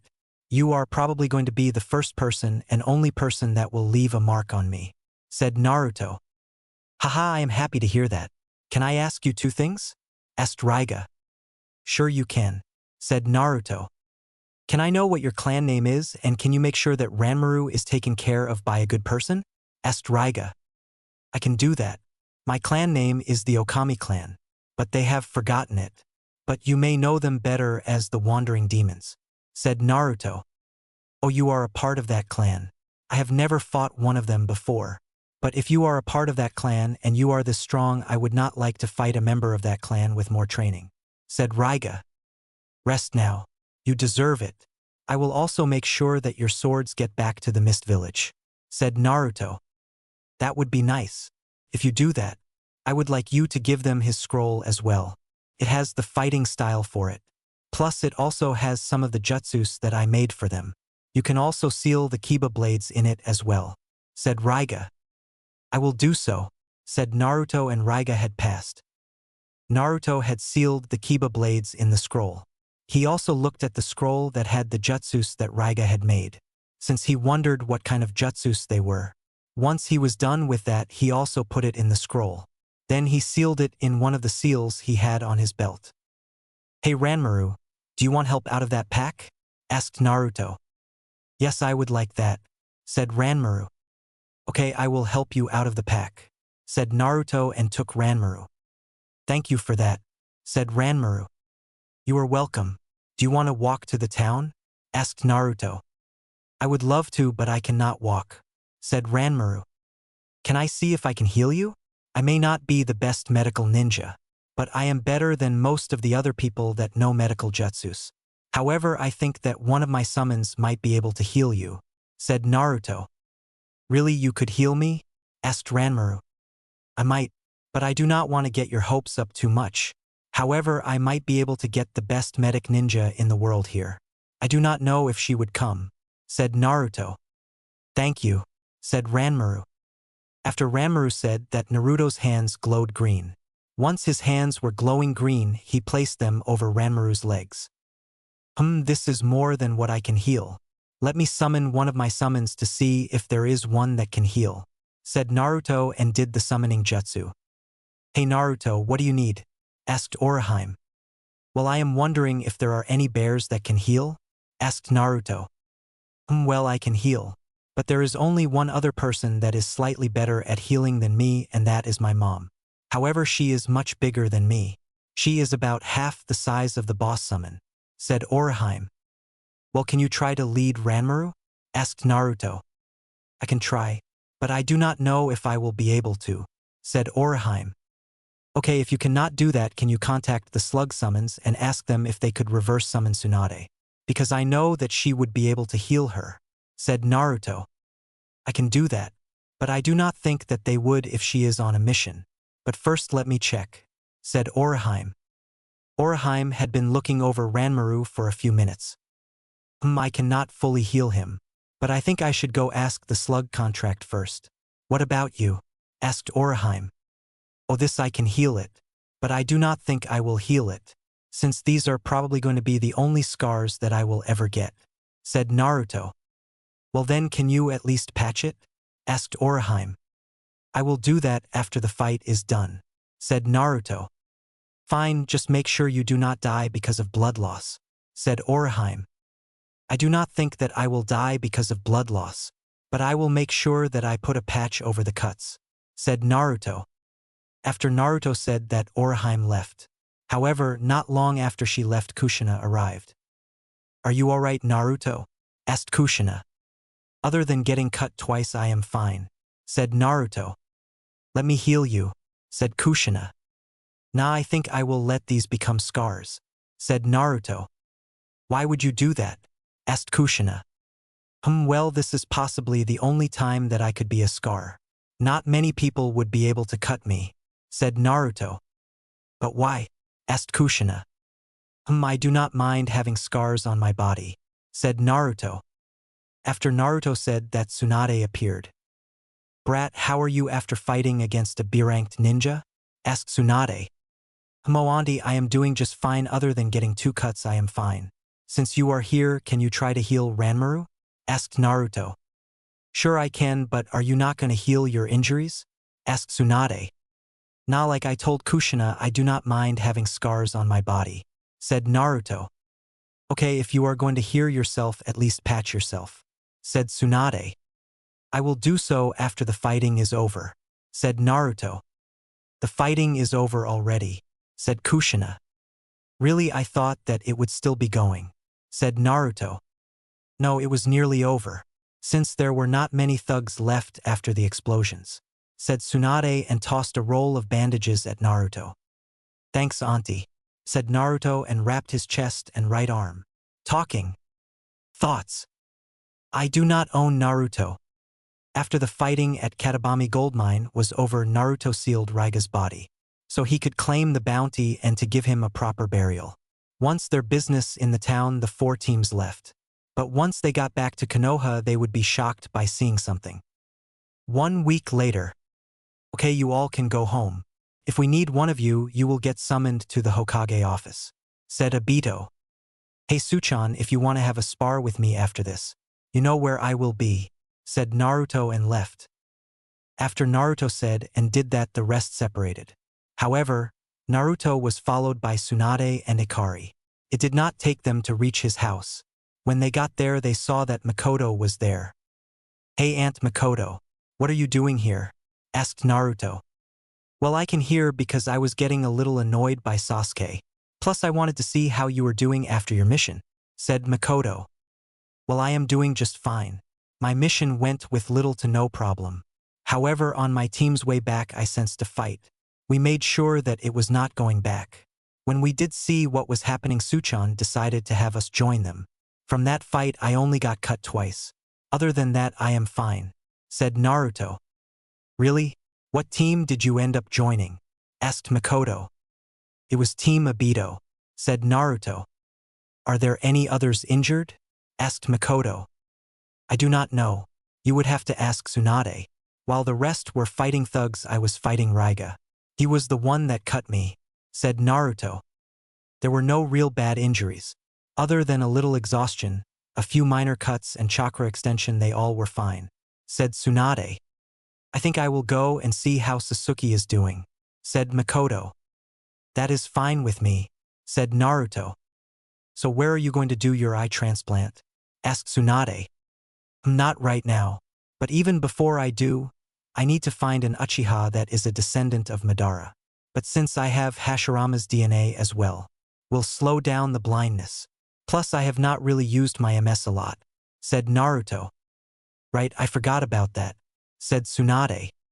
I wonder if Minato is going to finally give me my promotion, said Naruto.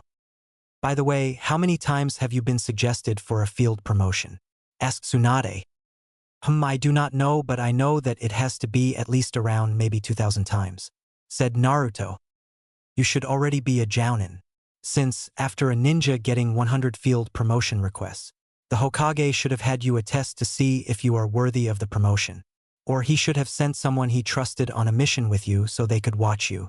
But if a ninja gets 1,000 field promotion requests, the ninja needs to be promoted to Chunin. The same thing happens when they reach 200 requests, and then again they should be promoted once again after another 1,000 requests, said Tsunade. Oh really? Then Minato has some kind of vendetta against me, said Naruto.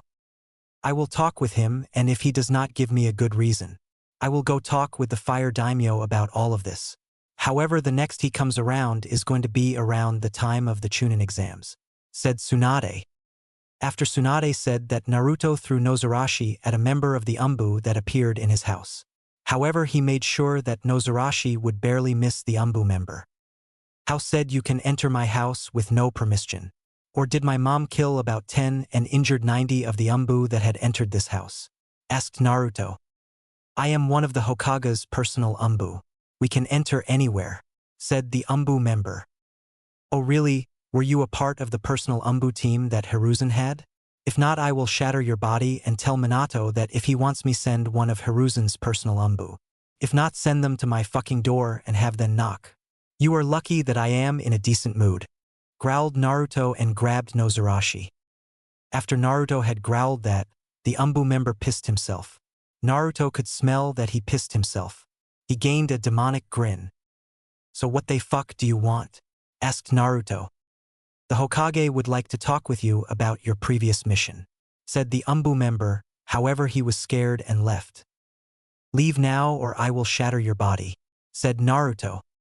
I will join you, Naruchan, since I was planning to talk with him anyways, said Tsunade. That sounds good with me.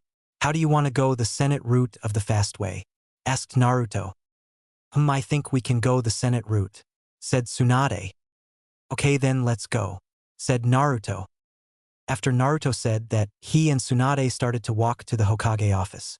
On their way to the Hokage tower, they stopped to get something to eat. Do you think that we have spent enough of Minato's time? Asked Naruto. Yes, I think we have. So let's get going to the Hokage tower, said Tsunade.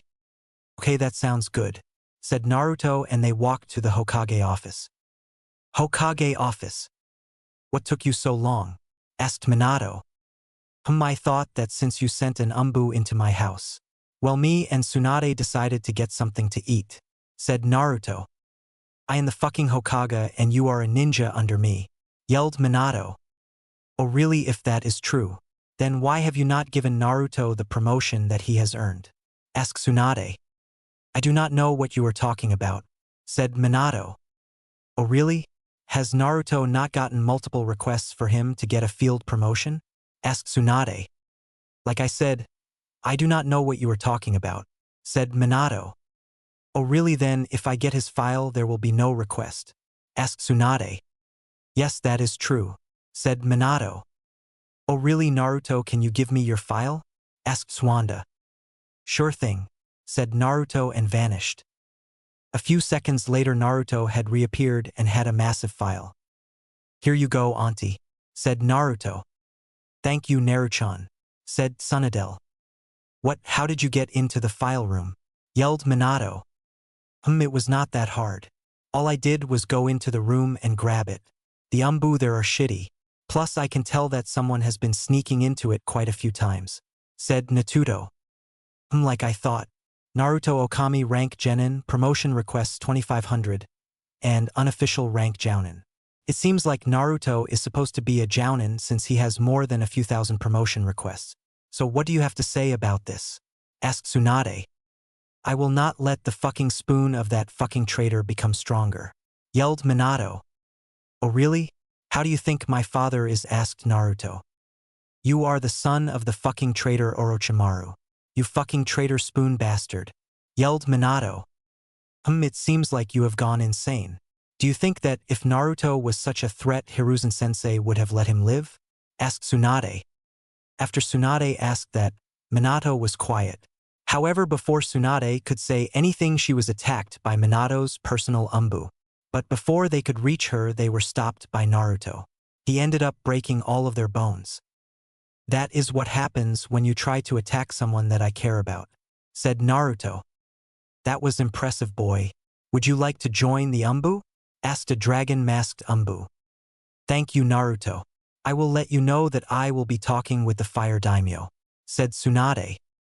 You will be doing no such thing, growled Minato, and he tried to attack Tsunade. But he was stopped by Naruto, who slammed him into the ground. However, Naruto was not the only one that charged at Minato, since the dragon umbu had his sword pointed at Minato's neck. What are you doing, dragon? I am your leader, said Minato. You may be the Hokage, but I will not let anyone harm one of the final members of my clan. I will be taking your position over until you have been cleared by Inoichi or until the daimyo, said Dragon. What do you mean by that? Asked Naruto. Well, Tsunade-sama, you are the last senju in the village, since I am the grandson of Tobirama, said Dragon. Really? I did not know that Tobirama had a kid, said Naruto. He did have a daughter, but she was born in secret. The only one that knew I was a senju was Hiruzen-sama, said Dragon. After Dragon said that an umbu team arrived to take Minato to a holding cell. Before you leave, let me do something, said Naruto. What are you going to do? Asked Tsunade. I am going to put a seal on him. It will make sure that he will not be able to use any of his chakra. It will also have a part that will stop him from using his flying Raijin, even though he would not be able to without chakra. I will also add a tracker to it, said Naruto, and placed a seal on the back of Minato's forehead. Wouldn't Jiraiya or Kushina be able to remove it? Asked Tsunade. No, it will be linked to my life. So if I am killed, the only people that know about it would be Jiraiya or Kushina, said Naruto. Okay, Okami-san, do you want to gain your true rank? Asked Dragon. No, not right now, since someone has been breaking into the file room quite a few times. So I would like to be put on a genin team, since I have a feeling that something is going to happen during the Chunin exams. But I would like to have my rank given to me if anything does happen, said Naruto. Okay, you will be put in Team Aido. The civilian on that team quit. But I have an offer for you, said Dragon. What is your offer? Asked Naruto. I would like you to join the umbu, said Dragon. Give me some time to think about the offer. But I should have the offer by the Chunin exam, said Naruto. Okay, I will give you that amount of time. But if you do not give me your offer, I will take that as a no. I will call Aido here to let him know, said Dragon. Okay, that sounds good, said Naruto, and broke Minato's legs. Take him to a holding cell and let Inoichi know that there is someone I want him to do a checkup on. Plus make sure he will not die because of his broken legs, said Dragon. Will do, Dragon-sama, said one of the umbu members. 20 minutes later. What do you need, Mina? Where is Minato-sensei? Asked Aido. There was an incident that happened with Minato-san. Currently, I am going to be the one replacing him, said Dragon. So what do you need with me, Dragon-san? Asked Aido. Since your genin team needs another member, I will be adding Naruto Okami to your team, said Dragon. Is he not a Chunin or a Jounin? Asked Aido. No, he is not, but he should be a Jounin, said Dragon. Okay, where is he? Asked Aido. I am over here, said Naruto. You will meet me and my team at training round 12 at 7, said Aido. Okay, I will do so, said Naruto. Next day at training ground 12. I wonder where Aido-sensei is, said a brown-haired girl. I do not know Ranjika-chan, but I hope he does not take that long to get here, said a black-haired girl. Well, I am right here, Sasuke-chan, said Aido. What took you so long? Asked Ranjiku. Well, I was getting a mission from Dragon, said Aido. Do you not mean Hokage-sama? Asked Sasuke. No, I do not. There was an incident that happened yesterday and right now Minato-sensei is not the Hokage. Dragon, the Umbu commander, has replaced him for now. But where is the person that is meant go replace Susan? Asked Obito. I do not know who you are talking about, but we are the only two here, said Sasuke. After Sasuke said that someone dropped out of a tree. When the person hit the floor there was a thud. They went over to see how it was and saw that it was a red long spiky-haired man with a bomber jacket, cargo pants, and boots on. They looked at him for a few minutes before he did anything. Mo, you all are finally here, said the man. What were you doing in that tree, Naruto? Asked Obito. Oh, I was training, but after my training I got tired, so I took a nap, said Naruto. Okay, that does not matter right now, said Obito. So what is the mission you have for us? Asked Ranjaku. Well, Ranjaku-chan, the mission is a mission to the Land of Water to invite them to the upcoming Chunin exams. I have already suggested you all for the Chunin exams, said Obito. Isn't Naruto-san already a Chunin? Asked Sasuke. No, I am not. That is one reason the Hokage is no longer the Hokage right now, said Naruto. Really? Asked Ranjaku. Yes, there is a law about field promotions and Hokage ignored the law, said Naruto. Really then, what rank are you supposed to be? Asked Sasuke. Well, I am a genin, but my unofficial I'm a jounin, said Naruto. Really, you are the same rank as Obito-sensei, said Ranjaku. Yes, it is supposed to be my rank. So if you need help and I am not available you can see if Naruto can help you, said Obito. Alright, since I have read about you three from Mikoto or Tsunade, I know you are trusting. I need to let you know something, said Naruto. Well, if you can let us know this in about 10 minutes so we can have an hour to get our things for our mission, then you can let us know, said Obito. Well, I should be able to. Well, I do not just have one bloodline. I have a total of 7 true bloodlines and 1 pseudo-bloodline. The reason I have that many bloodlines is because my father is Orochimaru. I technically should only have 3 of them. They are the Uzumaki, Okami, and my pseudo-bloodline, said Naruto. What do you mean by Uzumaki bloodline? Asked Obito. Well, I am the son of Orochimaru and Mito Okami. But the egg of the person that was used for me was Kushina Uzumaki. So I am the son of Kushina Uzumaki as well, said Naruto. What are the other bloodlines you have? Asked Ranjaku.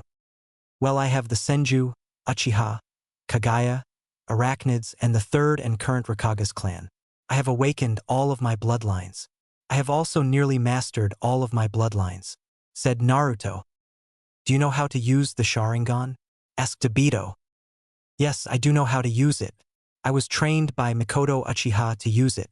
Plus, I also have 3 Tomio Sharingan, said Naruto. I would like to see your other bloodlines, but I think that can wait until this mission is over, said Obito. Okay, that sounds good with me, said Naruto. Alright, you have an hour until we leave for our village, said Obito. Alright, but what gate will we meet at? Asked Naruto.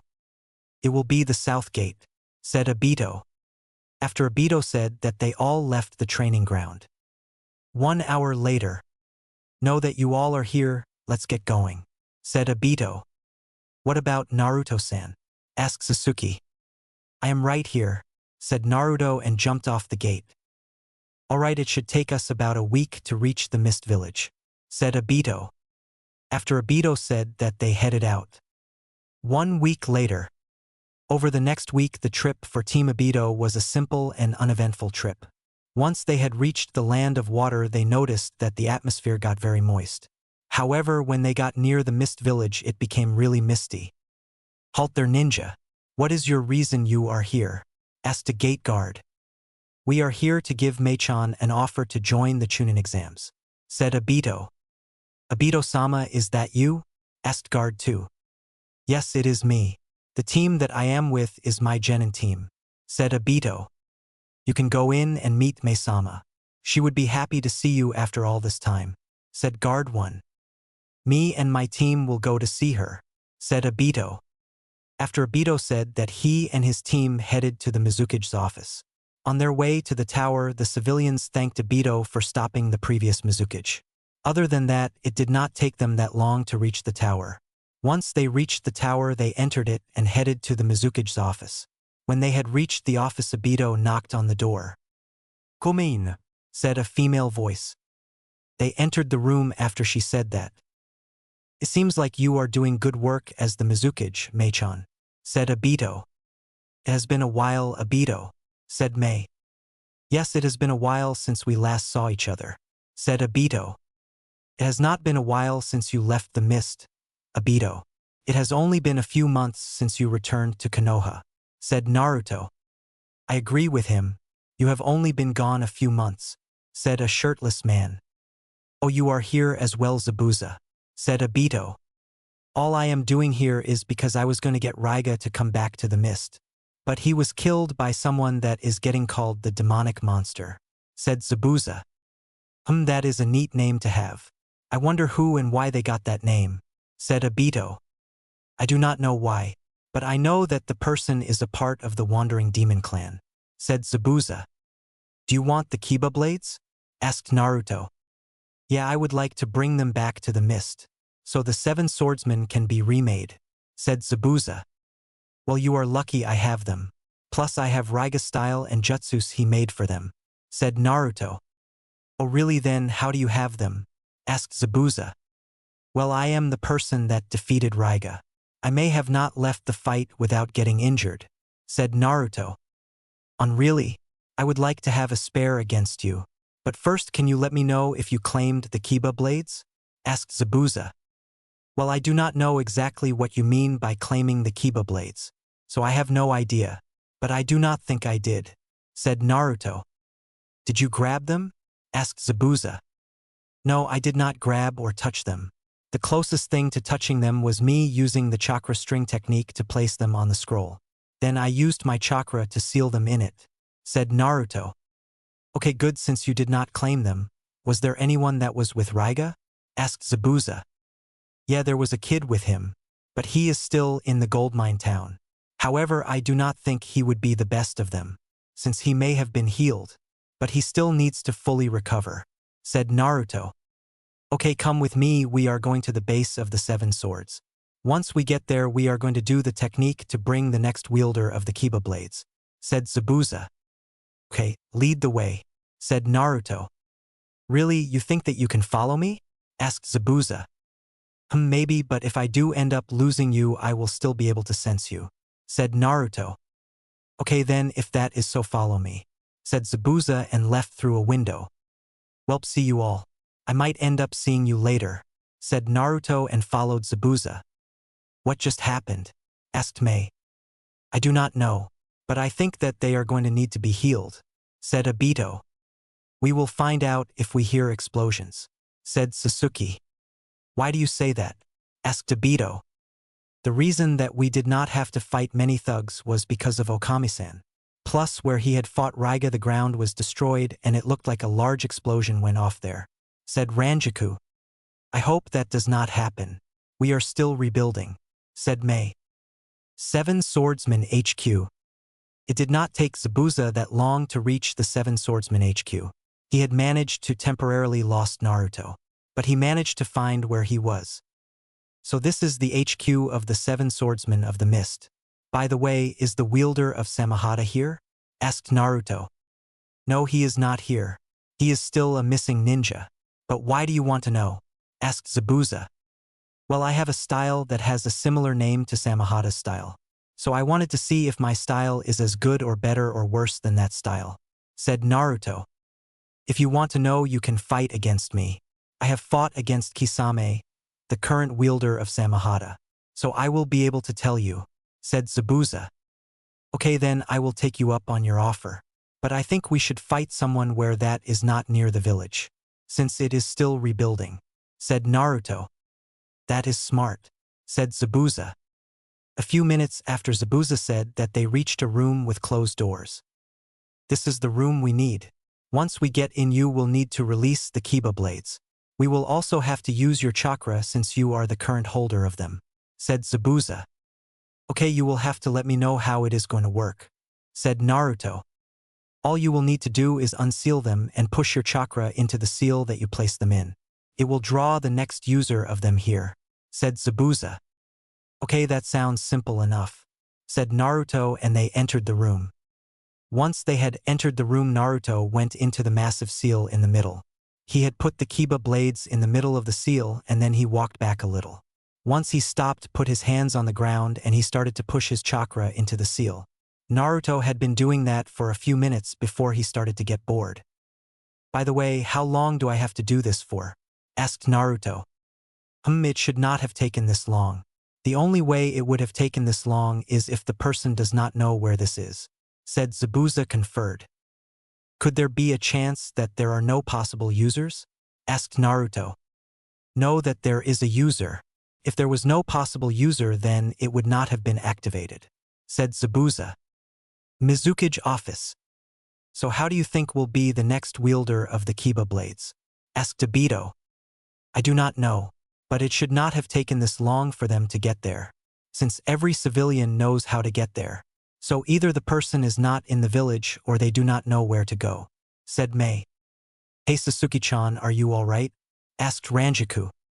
Yes, I am fine, but I have a nagging feeling in the back of my head, said Sasuke. Can you describe this feeling? Asked Mei. Well, the feeling is like a pulling sensation. I have had this feeling for the past few weeks, but it is stronger whenever Okami-san is around, said Sasuke. There is only one reason why you would be feeling that, said Mei. What do you mean? Asked Aido. It means that Sasuke-san is going to be the next wielder of the Kiba blades, said Mei. Really? I thought it would have been someone from the mist, said Aido. Well, normally that would be true, but if there is no one that has the right chakra nature, it will find the next best person. However, if there are people with the right nature, which is lighting, it will choose the best option out of them all, said Mei. So you are saying that I am the best option to be the wielder of the Kiba blades? Asked Sasuke. Yes, either that or the only option, said Mei. Well then, let's get you to claim your new blades, said Aido. But how are we going to get there? Asked Sasuke. I will have another member of the 7 swordsmen of the mist take you there, said Mei. Could I join her? Asked Ranjaku. Sure you can. It will not harm anything, said Mei. After Mei said that she called for someone, it did not take the person to arrive. How may I help you, Mei-sama? Asked a blue-haired boy. Well, Chojuro-kun, I would like you to take Sasuke-chan to claim the Kiba blades, said Mei. Are you sure that she is going to be the next wielder of them? Asked Chojuro. Yes, Zabuza is currently with the holder of them, and they are right now in the 7 Swordsmen HQ. Sasuke-chan has a pulling feeling towards them, said Mei. Okay, I will take them. But where will the other blade get a user? Asked Chojuro. I do not know, but we will just have to wait and find out. But you will also be taking Ranjaku-chan as well. She wants to join, said Mei. After Mei said that, Chojuro just sighed. Okay, said Chojuro. After Chojuro said that, he placed his hands on their shoulders. After he did that, they went up in a swirl of water. Back with Naruto and Zabuza. You can stop doing it. Either they do not want them or they are not in the village, said Zabuza. So where do you want me to put them? Asked Naruto. You can put them back in the scroll and we will move them into the place where the other unclaimed blades are held, said Zabuza. Okay, that sounds good, said Naruto, and sealed the blades once again. After Naruto did that, he and Zabuza headed to the weapon room. You can put them in the 5th holder and the scroll or scrolls under it, said Zabuza. Okay, I will do so. By the way, do you know if the 2 other blades will be claimed anytime soon? Asked Naruto. No, I do not know. But I know that there is one person that can weld all of the blades and they will not be classified as claimed. However, he does have one of the blades as his main blade, said Zabuza. Oh really? How many members of the 7 are a part of the mist? Asked Naruto. Well, there are the 2 in that room. Then there is me, Chijuro, and Suigetsu. Samahata is with Kisame, who is a missing ninja. Nuabari has been lost, since Kashimaru Kariurari went missing during the Bloody Mist, said Zabuza. Have you tried to look for it? Asked Naruto. Yes, we have looked for it, but we have not found where it is, said Zabuza. May I ask you this? Have you looked in any place that Kashimaru liked? Asked Naruto. There is one place that it could be, since that place is one of the most frequented places. I will go and look after our spar, said Zabuza as they reached the exit. However, before they could leave, the door was opened. They saw that it was opened by a blue-haired boy. What are you doing here, Chijuro? Asked Zabuza. I came here because Maesama had sent me here with the next wielder of the Kiba blades, said Chijuro. Really, which one is it? Asked Naruto. I am the next wielder of the Kiba blades, said Sasuke. Okay then, let's get you them, said Zabuza. So where are they? Asked Ranjaku. They are in the holding room. Since no one came, I thought that the wielder either did not want them or was not in the village, said Zabuza. Okay, can you lead me to the room? Asked Sasuke. Sure, why not? Actually, you wait here, and Naruto, you got them while sealing them away, said Zabuza. Hey Ranjaku-san, are you alright? Asked Naruto. Yes, I am fine, but there is a pulling feeling in the back of my head, said Ranjaku. Are you shitting me? Asked Chojuro. Well, it seems like we have the next two members of the Seven Swordsmen, said Zabuza. Well then follow us, said Naruto, and he and Zabuza started to walk back the way they came from. I do not own Naruto. It did not take the group of 5 people to reach the room where all of the unclaimed 7 swordsmen's blades. Once they had entered the room, they saw that the Kiba blades had lighting sparking off of them. They also noticed that the only other weapon in the room had expanded and had small sparks coming off. It seems like you are going to be the next Kibas wielder, and you are going to be the next wielder of Shibuki. We have the style for the Kibas and some jutsus for them as well. However, for you, since you are the next wielder of Shibuki, we do not have the style of it or any jutsus that had been made for it. So you are going to need to make your own style, said Zabuza. Are we really going to let them have 2 of the mist sacred idioms? Asked Chojuro. After Chojuro said that he had 2 massive blades pointed at his neck. He recognized one of the blades, but the second blade he had never seen before. Both of the blades were massive, and the blade that Chojuro did not recognize was even more massive than the other blade. He followed the blades to the people that were wielding the blades, and he saw that they were Zabuza and Naruto. Shut up or I will kill you, growled Naruto and Zabuza. Okay, squeaked Chojuro. I can understand your opinion, but if they blades claim them as their next wielder, we cannot do anything about it. The only way we can prevent them is by killing them. So do you want to kill one of the last members of the Uchiha clan and one of the Inuzuka clan? Plus you would also have to deal with Naruto as well. He has already killed one of the 7 swordsmen, and that was Raiga. As you can see, he is still here, said Zabuza. So how are we doing to do this? Asked Sasuke. Well, one at a time. I think it would be best if the Uchiha, said Zabuza. Why is that? Asked Sasuke. Well, we would need to deal with its lighting, and that could be defended with little problem, said Zabuza. Okay, I will do so, said Sasuke, and went to grab the Kiba blades. Once Sasuke had grabbed them, there was a storm of lightning around her. However, the storm did not look like a normal lightning storm. That is interesting.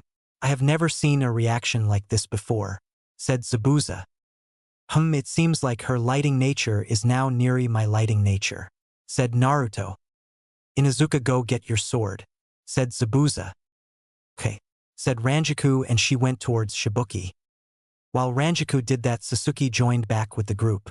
When Ranjaku grabbed Shibuki, there was a storm again.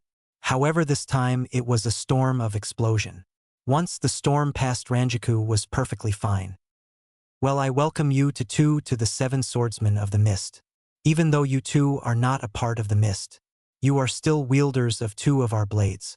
This means if you ever want to leave Konoha, you will always have a place here. All you will need to show are your blades, said Zabuza. Thank you for this, said the 2 girls. Okay, now that this is over, let's have that spare we were headed out to have, said Naruto. Okay, let's have them, said Zabuza. Can we watch? Asked Sasuke. I do not mind. As long as you do not get in the way of them, that is fine, said Naruto. The same goes for me as well, said Zabuza. After Zabuza said that, they all leave the building. They walked a little while before they found a good location to have the spare. "Are you ready?" asked Zabuza.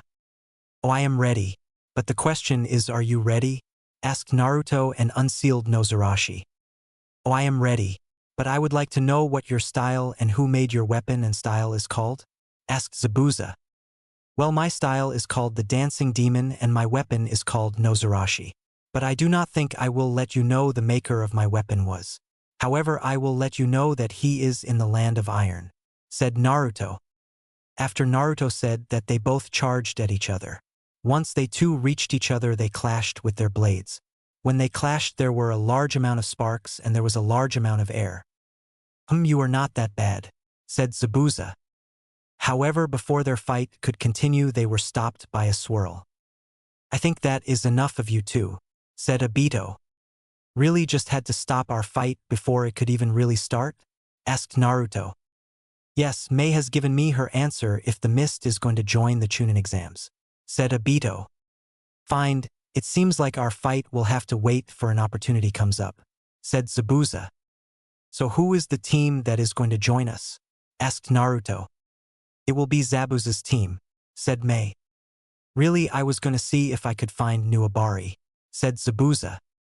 "Well, you can let me know and I can have a squad check," said May. "That will not work since Kushimaru is a crafty bastard. He surely has made traps there," said Zabuza. "Well, then your team can join my team, while you go and see if you can find Nuabari," said Aido. That is doable. Chojuro, go get your team and meet Aido and his team at the west gate. However, you have an hour before you all will need to leave," said Zabuza. "Will do, Zabuza-sansai," said Chojuro and went up in a swirl of mist. "Well, it seems like I can leave now, but it seems like I will have to wait to see how my team does," said Zabuza. 1 hour later. "Where are they?" asked Ranjaku. "I do not know, but I have a feeling that Okami-san is somewhere around us. However, Zabuza's team seems like they are arriving," said Sasuke. "Sorry we took so long," said Chojuro. "May I ask why your team only has 2 members?" asked Sasuke. "Well, since there are not many ninjas that could join a team, so it me and Haku," said Chojuro. "Oh, good you are here," said Aido. "Where is Naruto?" asked Chojuro. "I am right here," said Naruto and appeared out of the mist. Once Naruto did that, both Chojuro and Haku jumped. However, Haku in panic attacked him, but the attack did not hurt him. It seems like there is someone that cannot control if they attack or not," said Naruto. "For fuck's sakes, why do you fucking do that?" asked Ranjaku.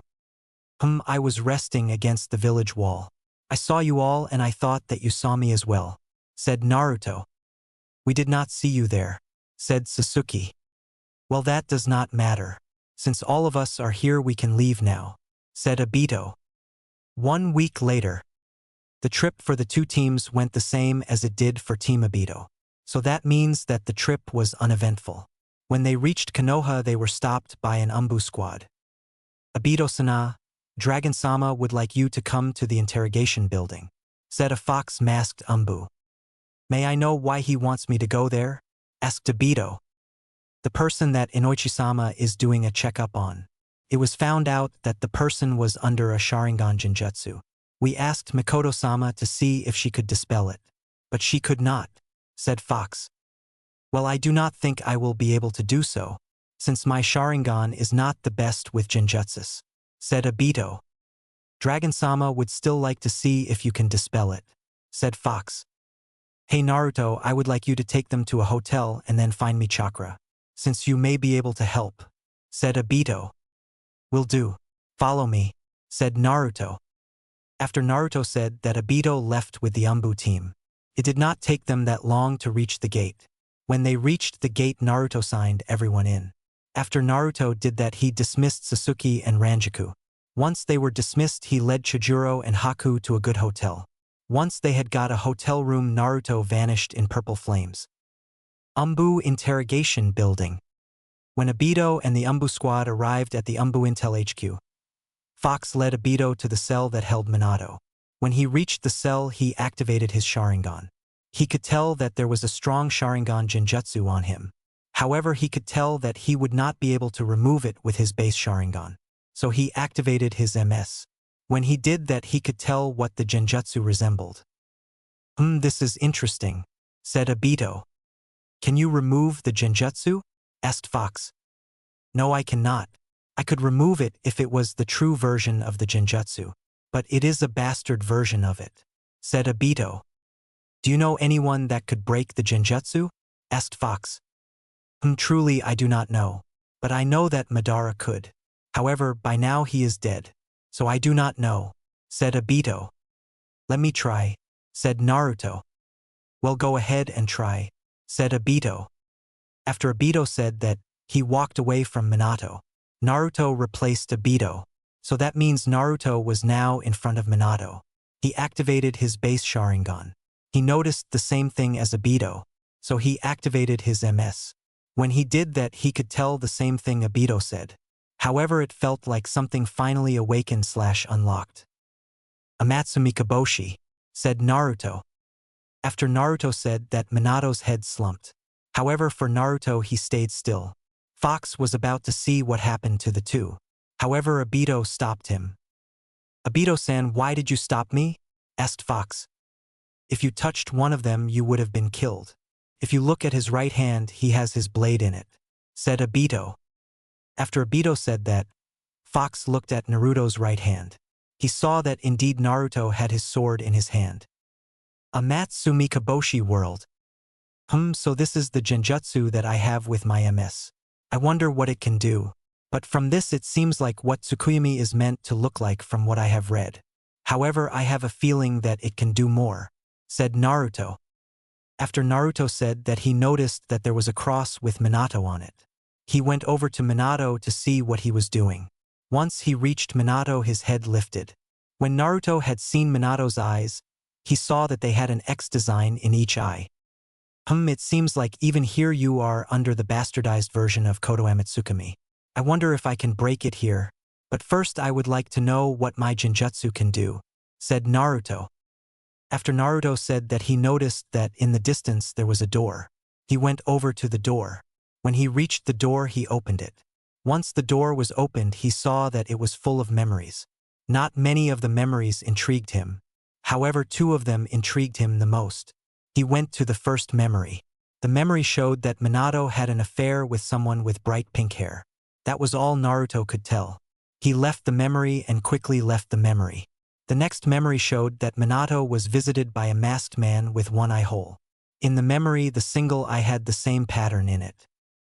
It seems like this is the person that put Minato in the bastardized version of Kodoame Tsukumi. Now that I know what it can do, or at least the basics of it, I think I will break Minato out of it, said Naruto and went back to Minato.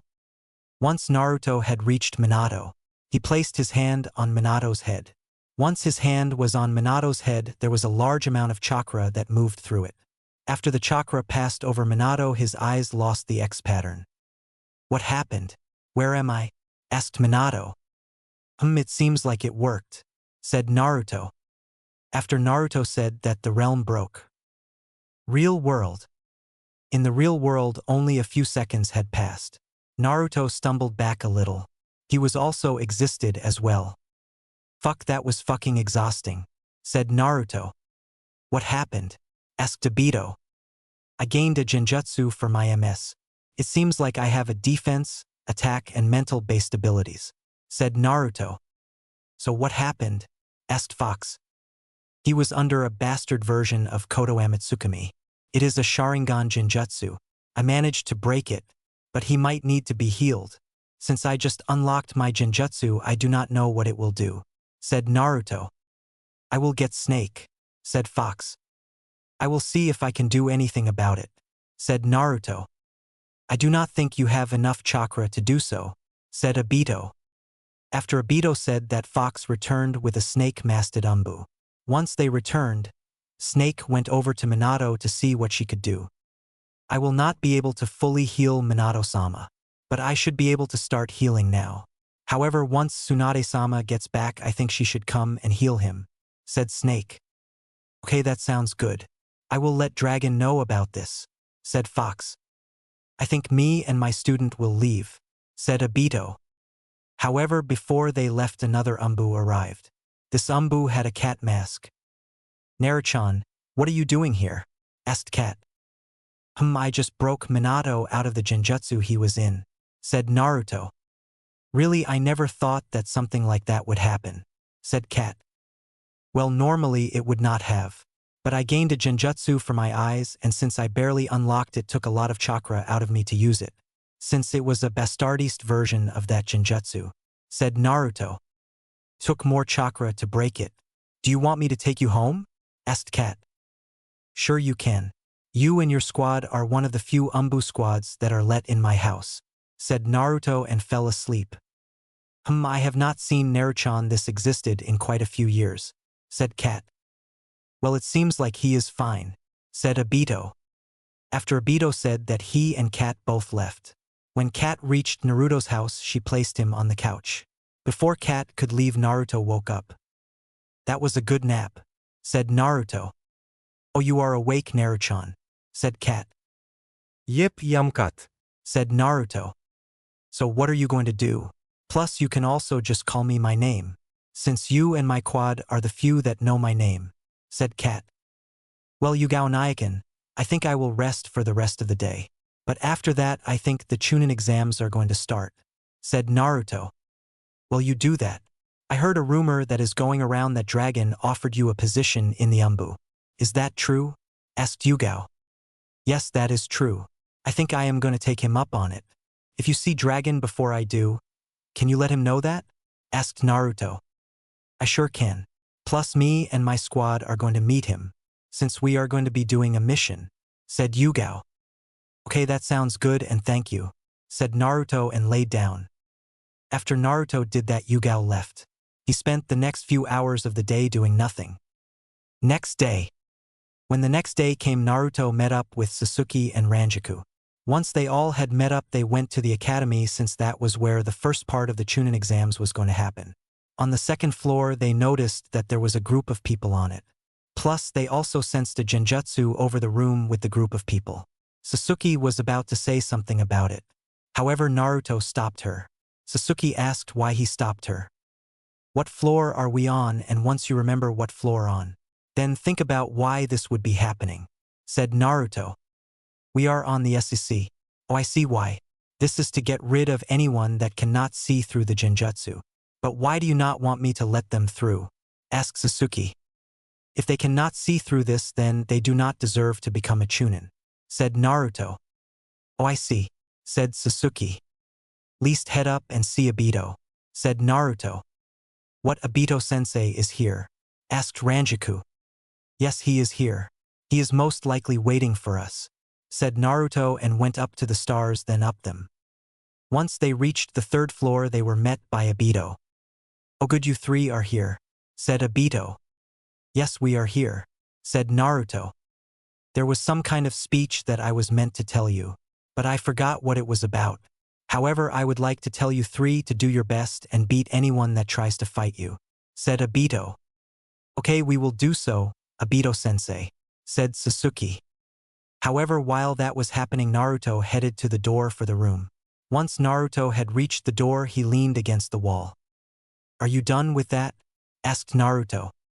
You two better join Naruto, said Aido. After Aido said that, they both went over to Naruto. Once they reached where Naruto was, Naruto had gotten off of the wall so he could open the door. However, before he opened the door, he stopped.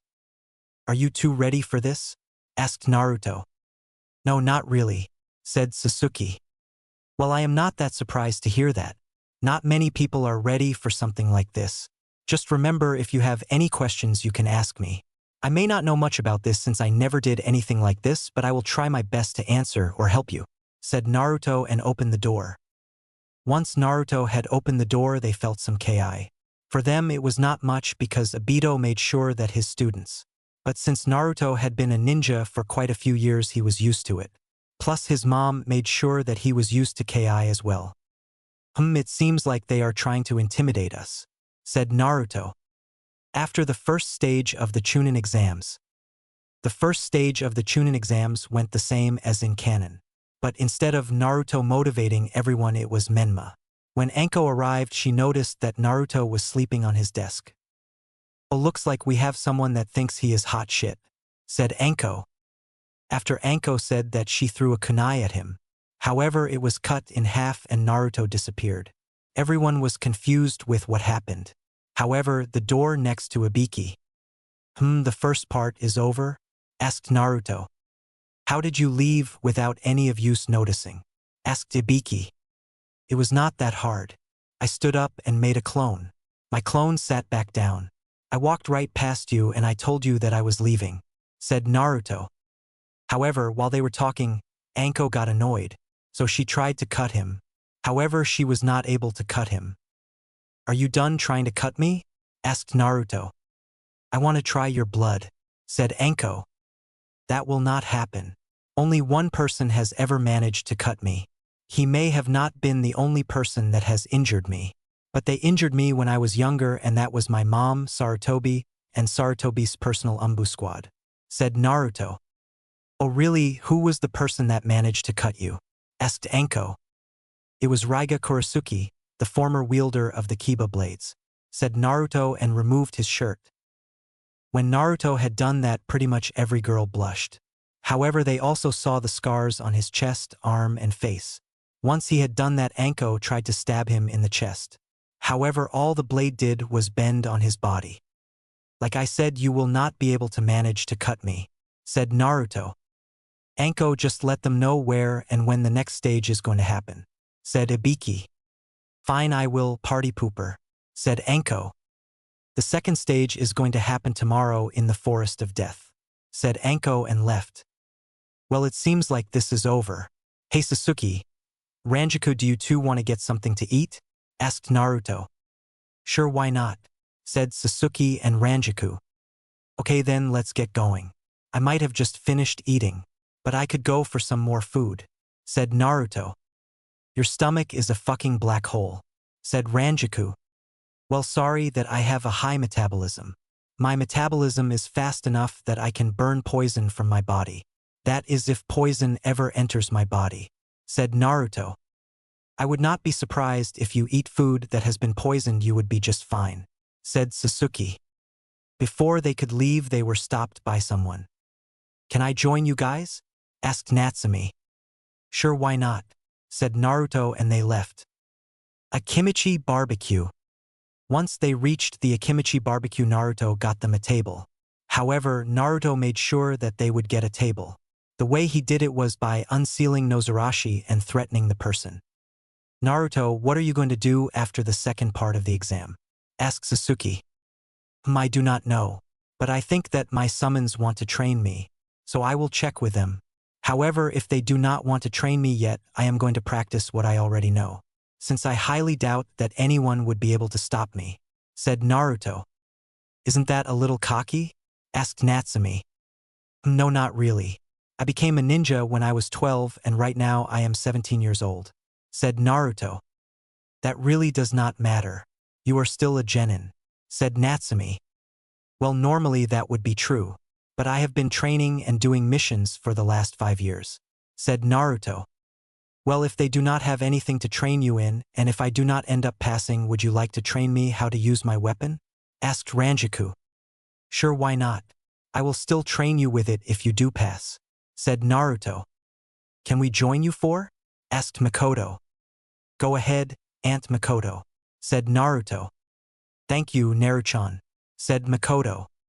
After Makoto said that, she and 3 other females sat down as well. "Ranjaku-chan, you ninkins have finally been fully healed," said a feral-looking woman. "Thank you for letting me know that. I will go and get them once I reach the compound," said Ranjaku. "I have heard a lot about you, Naruto Okami," said a slightly less feral-looking woman. "Oh really, and that was by how?" asked Naruto. "I am talking about Akari. She has told me stories of one of his partners that she had done missions with," said the woman. Who would Akari talk about me?" mumbled Naruto. After Naruto had said that, he noticed that she had 3 ninkins with her. "Oh, you must be Hana. Akari told me that both of you are abnormal in the Inuzuka clan, since you two have more than one ninkin," You have 3 and she has 2. However, her ninkins are much bigger than yours. Even though your ninkins are the same age, said Naruto. Yes, I am Hana, and as you heard, this is my mom. Since I am Ranjiku's older sister, said Hana. So you the fucker that Ikari calls the brick wall, said Tsum. Yes, I am. I am surprised that she told you that, said Naruto. After Naruto said that, they continued to talk. They continued to talk. However, they were interrupted by Kat. Naruchan, Dragon would like you to meet Inoichi-san, said Kat. Really?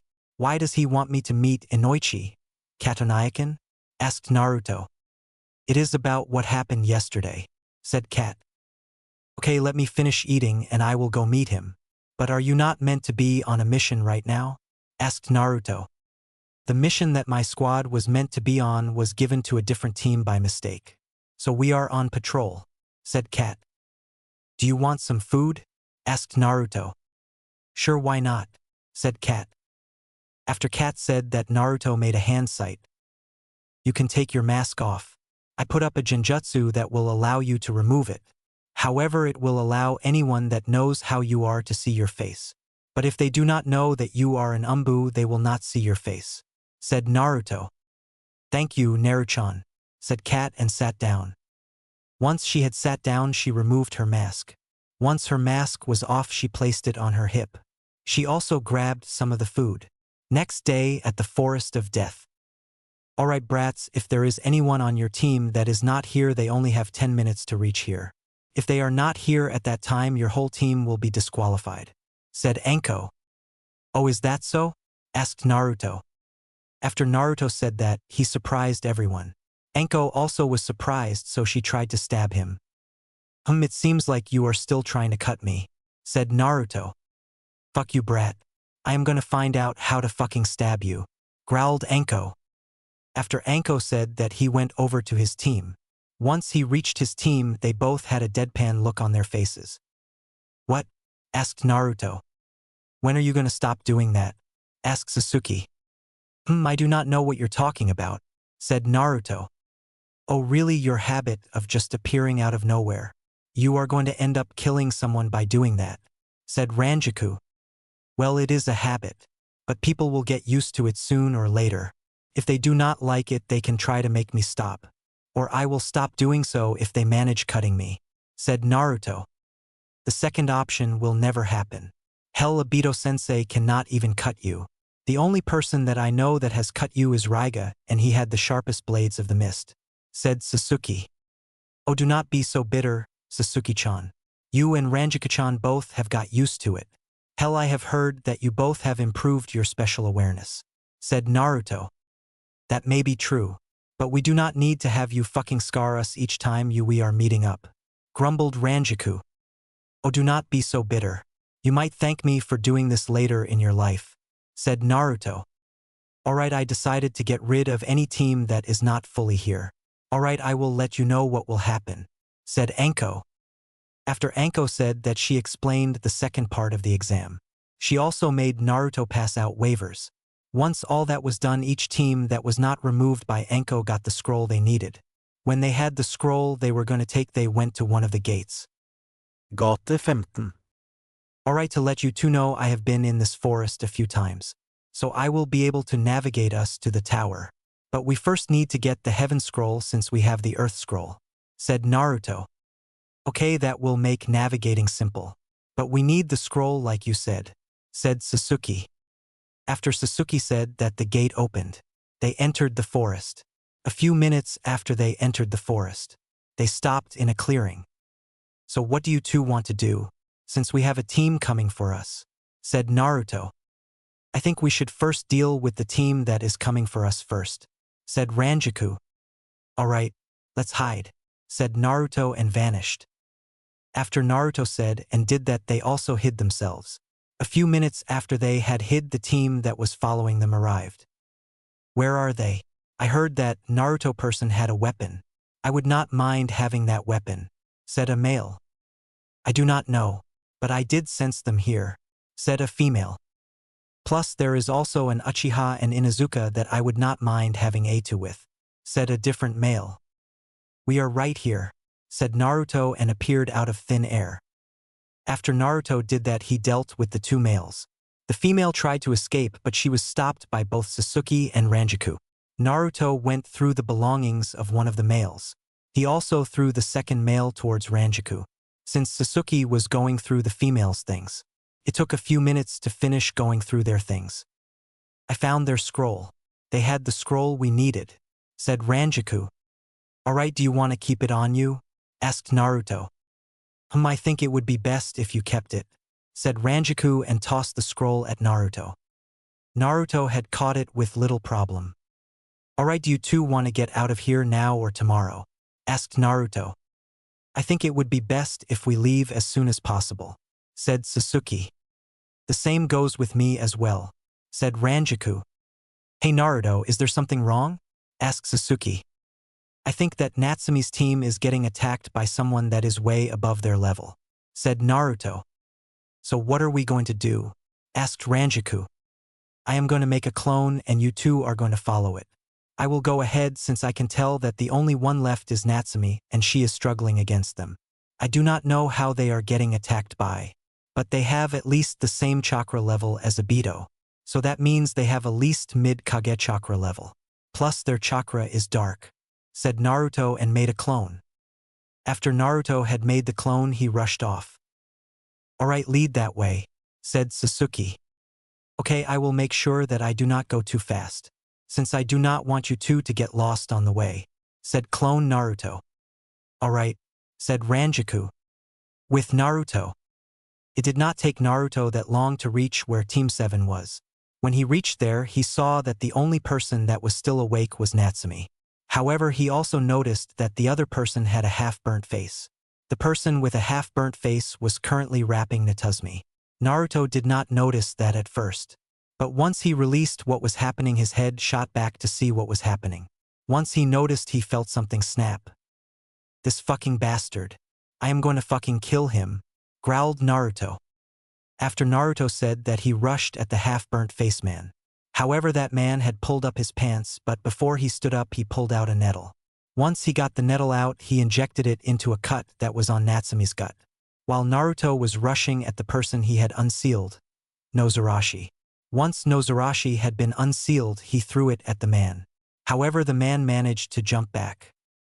Oh, it seems like someone interrupted our fun, said the man. And Naruto-san, I is teach that why you? Asked Narumi. Do not worry, Narumi-chan. I will make this fucker pay. No one will fucking harm my sister and get away with it, growled Naruto. After Naruto said that, he unsealed Minazuki. Oh, I never knew that the Hokage had 3 kids, said the man. Naruto did not answer him. He charges at the man and viciously slammed Minazuki where he once was. However, the man was able to dodge out of the way. But he did not dodge it without getting hit. You are going to fucking regist letting Minazuki get your blood, said Naruto while gaining a demonic grin. Oh, and why is that? Asked the man. After he said that, his body tensed up and Minazuki started to change. It changed from having 3 blades to having 1 massive blade. On the end of the blade, it had something dripping off it. When the liquid fell on the ground bubbled. Minazuki's color also changed. It went from its black to the color of blood. What did you do? Asked the man. Oh, I did nothing.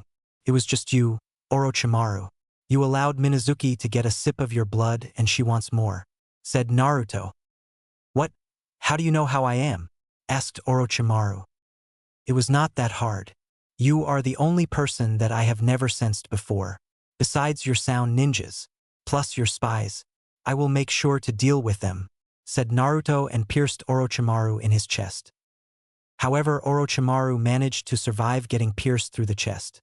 The way he managed to survive it was by regurgitating into a new body. Oh, it seems like you can fucking still do that fucking bullshit, growled Naruto. I do not know how you are, but I think I will be leaving no, said Orochimaru and was going through some hand signs. You are not going to leave, growled Naruto and charged at Orochimaru. By the time Naruto reached, Orochimaru had finished the hand signs. However, before Orochimaru had disappeared, Naruto sliced his arm off. When the arm hit the ground, he turned back. I would like to see you heal from that, said Naruto, and Minazuki changed back. After Naruto said that, he walked over to Natsumi. When he reached Natsumi, she jumped into his arms. Thank you, cried Natsumi. You are welcome, Natsuamato, said Naruto and hugged her. They continued to hug for the next 5 minutes. While they were hugging, Naruto had made 3 clones to check up on her team. 2 of his clones noticed a seal in Menma and Sasuke. Do you think you will be fine for now, since my team is about to reach us? Said Naruto. No, but I should be good for now.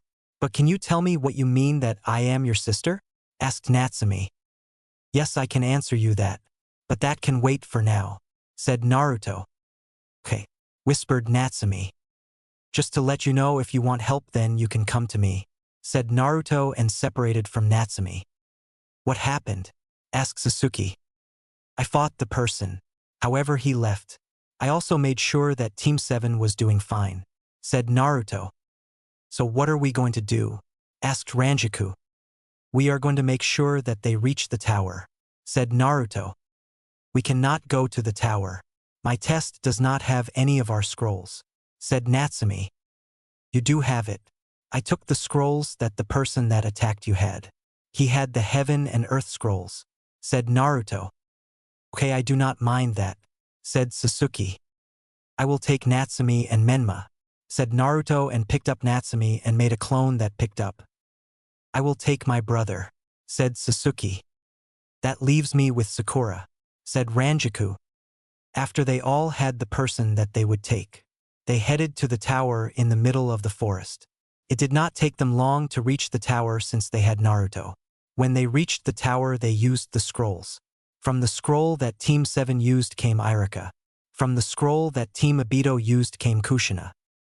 Oh, you guys are the first 2 teams to reach the tower, said Irika. Yeah, you can say whatever you want. But Kushina, you are going to come with me. I have something to tell you, said Naruto. What do you mean? Asked Kushina. I said something in the forest and Natsumi wanted it explained. But it has something to do with you, said Naruto. Okay, where are we going? Asked Kushina. We can go to my house. Tsunade should be there. That is if she is in the village, said Naruto. Where do you leave? Asked Kushina. You can just put your hand on me and I will take us there, said Naruto. Okay, but why would Tsunade need to be there? Asked Natsumi. Well, she can tell if I am lying to you or not. But I also have files on what I am going to tell you. However, I bet you will not believe it, said Naruto, and they went up in purple fire. Okay, do you know what happened to them? Asked Irika. No, not really. But we do know that they were attacked by someone, said Sasuke. Naruto's house. When they reached Naruto's house, Naruto put Natsumi on the couch. Kushina joined her on the couch. However, Naruto left the living room.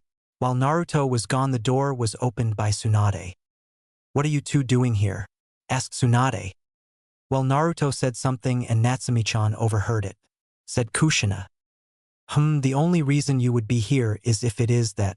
Let me guess, he went to get something, said Tsunade. Yes, it did, said Kushina. Hey Natsu-chan, are you doing fine? Asked Tsunade. Yes, I am. I just have a sprained ankle, said Natsumi. Do you mind if I check on it? Asked Tsunade. No, I do not, said Natsumi. Oh good, you are here, Tsunade, said Naruto. Yes, I am here. Are you going to let them know you know what? Asked Tsunade. Yes, that it is true, said Naruto. Okay, I will check Natsumi's ankle after, said Tsunade. Okay, that sounds good, said Kushina. Okay, to let you know, I am technically your son Kushina, said Naruto. What do you mean I did not have you? Said Kushina. You remember when you donated some of your eggs just in case anything happens to you? Asked Tsunade. Yes, I do remember that. But what does that have to do with this? Asked Kushina. Well, Orochimaru had one of his spies take as many eggs that they could take and that the hospital had. It did not matter if it was ninja or civilians if there were eggs that person took them. So that makes me your son. However, I am still my mom's kid. That makes me your son, my birth mom's son, and Orochimaru's son. But that is not all the DNA I have on me. since I have 5 bloodlines that were given to me before I was born by Orochimaru. So in total I have 7 bloodlines and 1 Soto bloodline," said Naruto and gave Kushina the file that shows everything he just said. "Is this true?" asked Kushina. "Yes, it is true. Orochimaru somehow managed to make Naruto. He also managed to give him 5 bloodlines. However, Orochimaru had more planes for Naruto-chan. But Mito-chan managed to escape," said Tsunade.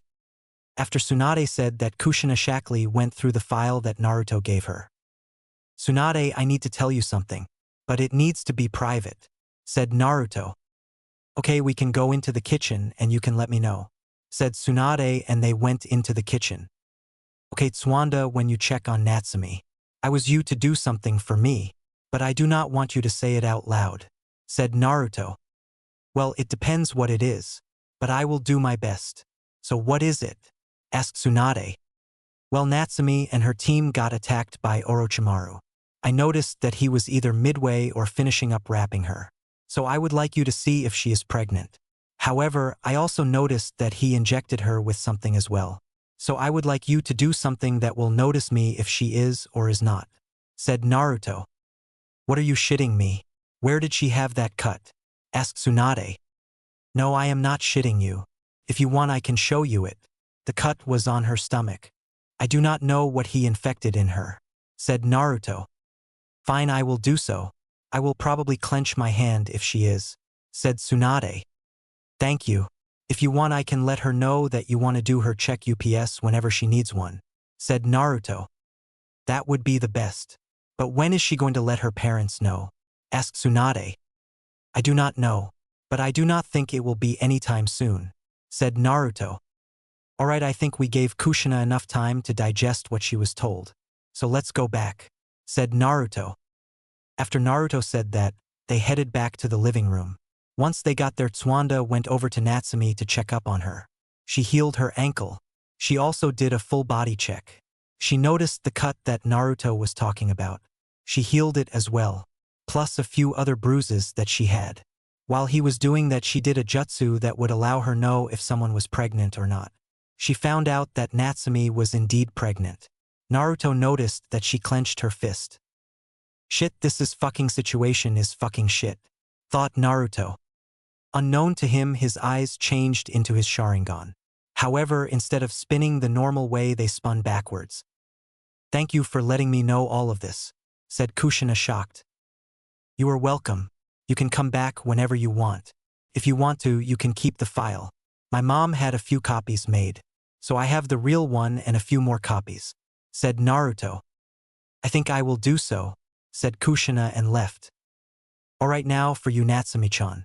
I asked Tsunade if she would check if you were pregnant and she did," said Naruto. "So am I?" asked Natsumi. "I am sorry to tell you, but you were indeed pregnant," said Tsunade. After Tsunade said that, Natsumi broke down crying. Naruto went over to her and hugged her. They stayed like that for the next few minutes. "You know, if you want, and if Tsunade is fine with it, you can always have her do your checkups," said Naruto. "Really?" asked Natsumi. "Yes, I can do so.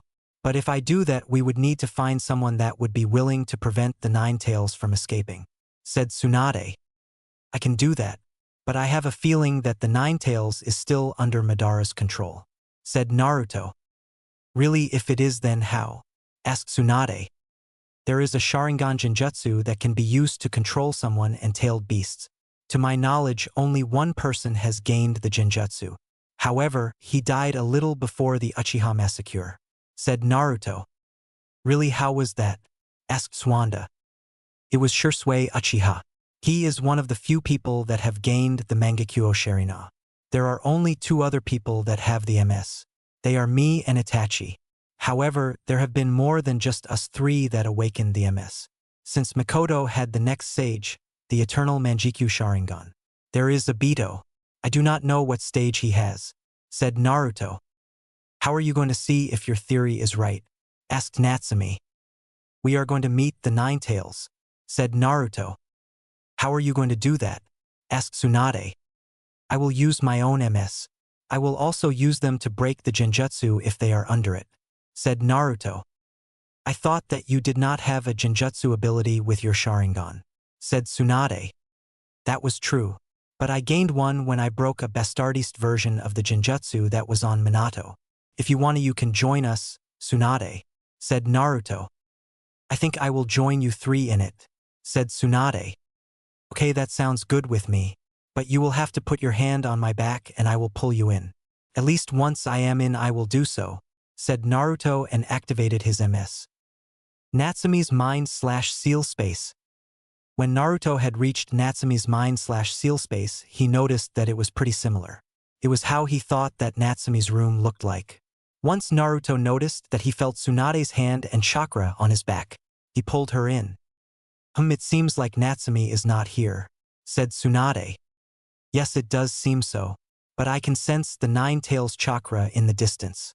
Plus I also can feel her chakra there as well. So let's get going, said Naruto. After Naruto said that, they both headed to where the Nine Tails was. When they reached there, they saw that Natsume was on the ground. However, they also noticed that the Nine Tails were there as well. Both of their eyes had a Sharingan pattern in their eyes. It seems like you were right, Naruchan, said Tsunade. Okay, it seems like I will need to break it, said Naruto. After Naruto said that, he went over to Nine Tails. However, when he reached the Nine Tails, tried to attack him. However, the attack did not harm him. All the attack did was push him back a little.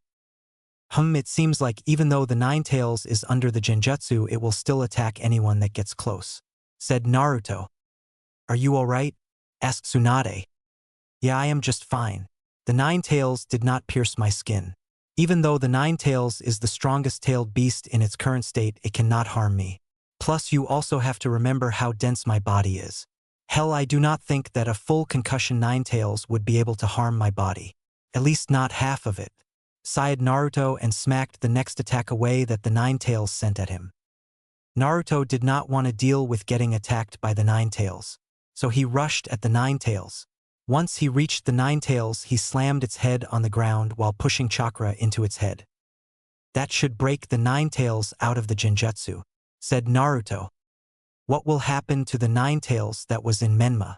Asked Tsunade. I do not know. We should find out if anything is going to happen. But I have a feeling that the Nine Tails chakra that is in Menam is going to rip itself out of him and come here, said Naruto. Oh, I feel much better, said a demonic female voice. Mo, you are awake. I am surprised that you are awake, since I slammed your head into the ground, said Naruto. What are you doing here? Asked Natsume. Do you not remember? Asked Tsunade. After Tsunade said that there was a red glow from where the Nine Tails was, they both looked at the red glow. It seems like you both are awake. That is good to know, said Naruto. After Naruto said that, the red glow stopped. It showed a young woman with a voluptuous figure with red hair and golden eyes. Plus she had 2 fox ears and 9 fox tails. The woman was also naked. It seems like you do not have any clothes on, said Naruto. What do you? Said Tsunade. However, before she could finish speaking, there were 2 yells. Well, it seems like they both just realized, said Naruto. After Naruto said that, he threw his jacket at the Nine Tails. His jacket ended up covering pretty much her whole body. There, now you two can stop panicking, said Naruto. Why did you not panic like them? Asked Tsunade. Oh, she is not the first person that I have seen naked, said Naruto. Really? Asked Tsunade. Yep. There are some things about my past that would make you question why and what, said Naruto. Really? What do you mean by that? Asked Tsunade. Well, I have had sex with both Mikoto and Kushina. But even before that I had sex with my mom, said Naruto. After Naruto said that, there was silence. All Naruto did was sit back to watch their reactions. However, a little after he did that, the 3 women looked at him questioningly. What? Asked the Nine Tails. Why? Asked Natsume. Are you shitting me? Asked Tsunade. Yep and no, I am not shitting you. The reason for Mikoto was because she was sad, and one time that I saw her, she was drunk and I did not feel like taking her back to the Uchiha district. Once I reached my house, she got a little hands and we ended up having sex. The reason for Kushina is pretty much similar to Mikoto's. She was drunk and was with Mikoto and I brought them to my house. I expected Mikoto to being hands but not Kushina," said Naruto. "Wait, you were telling me that mom had an affair with you?" asked Natsumi. Well, yes and not. Answer me this: if someone that is married and one of them had an affair, if the other person got with someone, would it be classified as an affair? Plus, if the person that had the affair first ended up having a kid with them, would it still be classified as an affair? Asked Naruto. Well, not really. So you are saying that Minato had an affair and has another kid? Said Tsunade. Yep, that is true. I learned about it when I broke the genjutsu on him, said Naruto. Can you please explain you having sex with your mom? Asked the Ninetales. Sure I can. But can we know your name? Asked Naruto. My name is Yasaka, said Yasaka. After Yasaka said that there was a cloud of red chakra.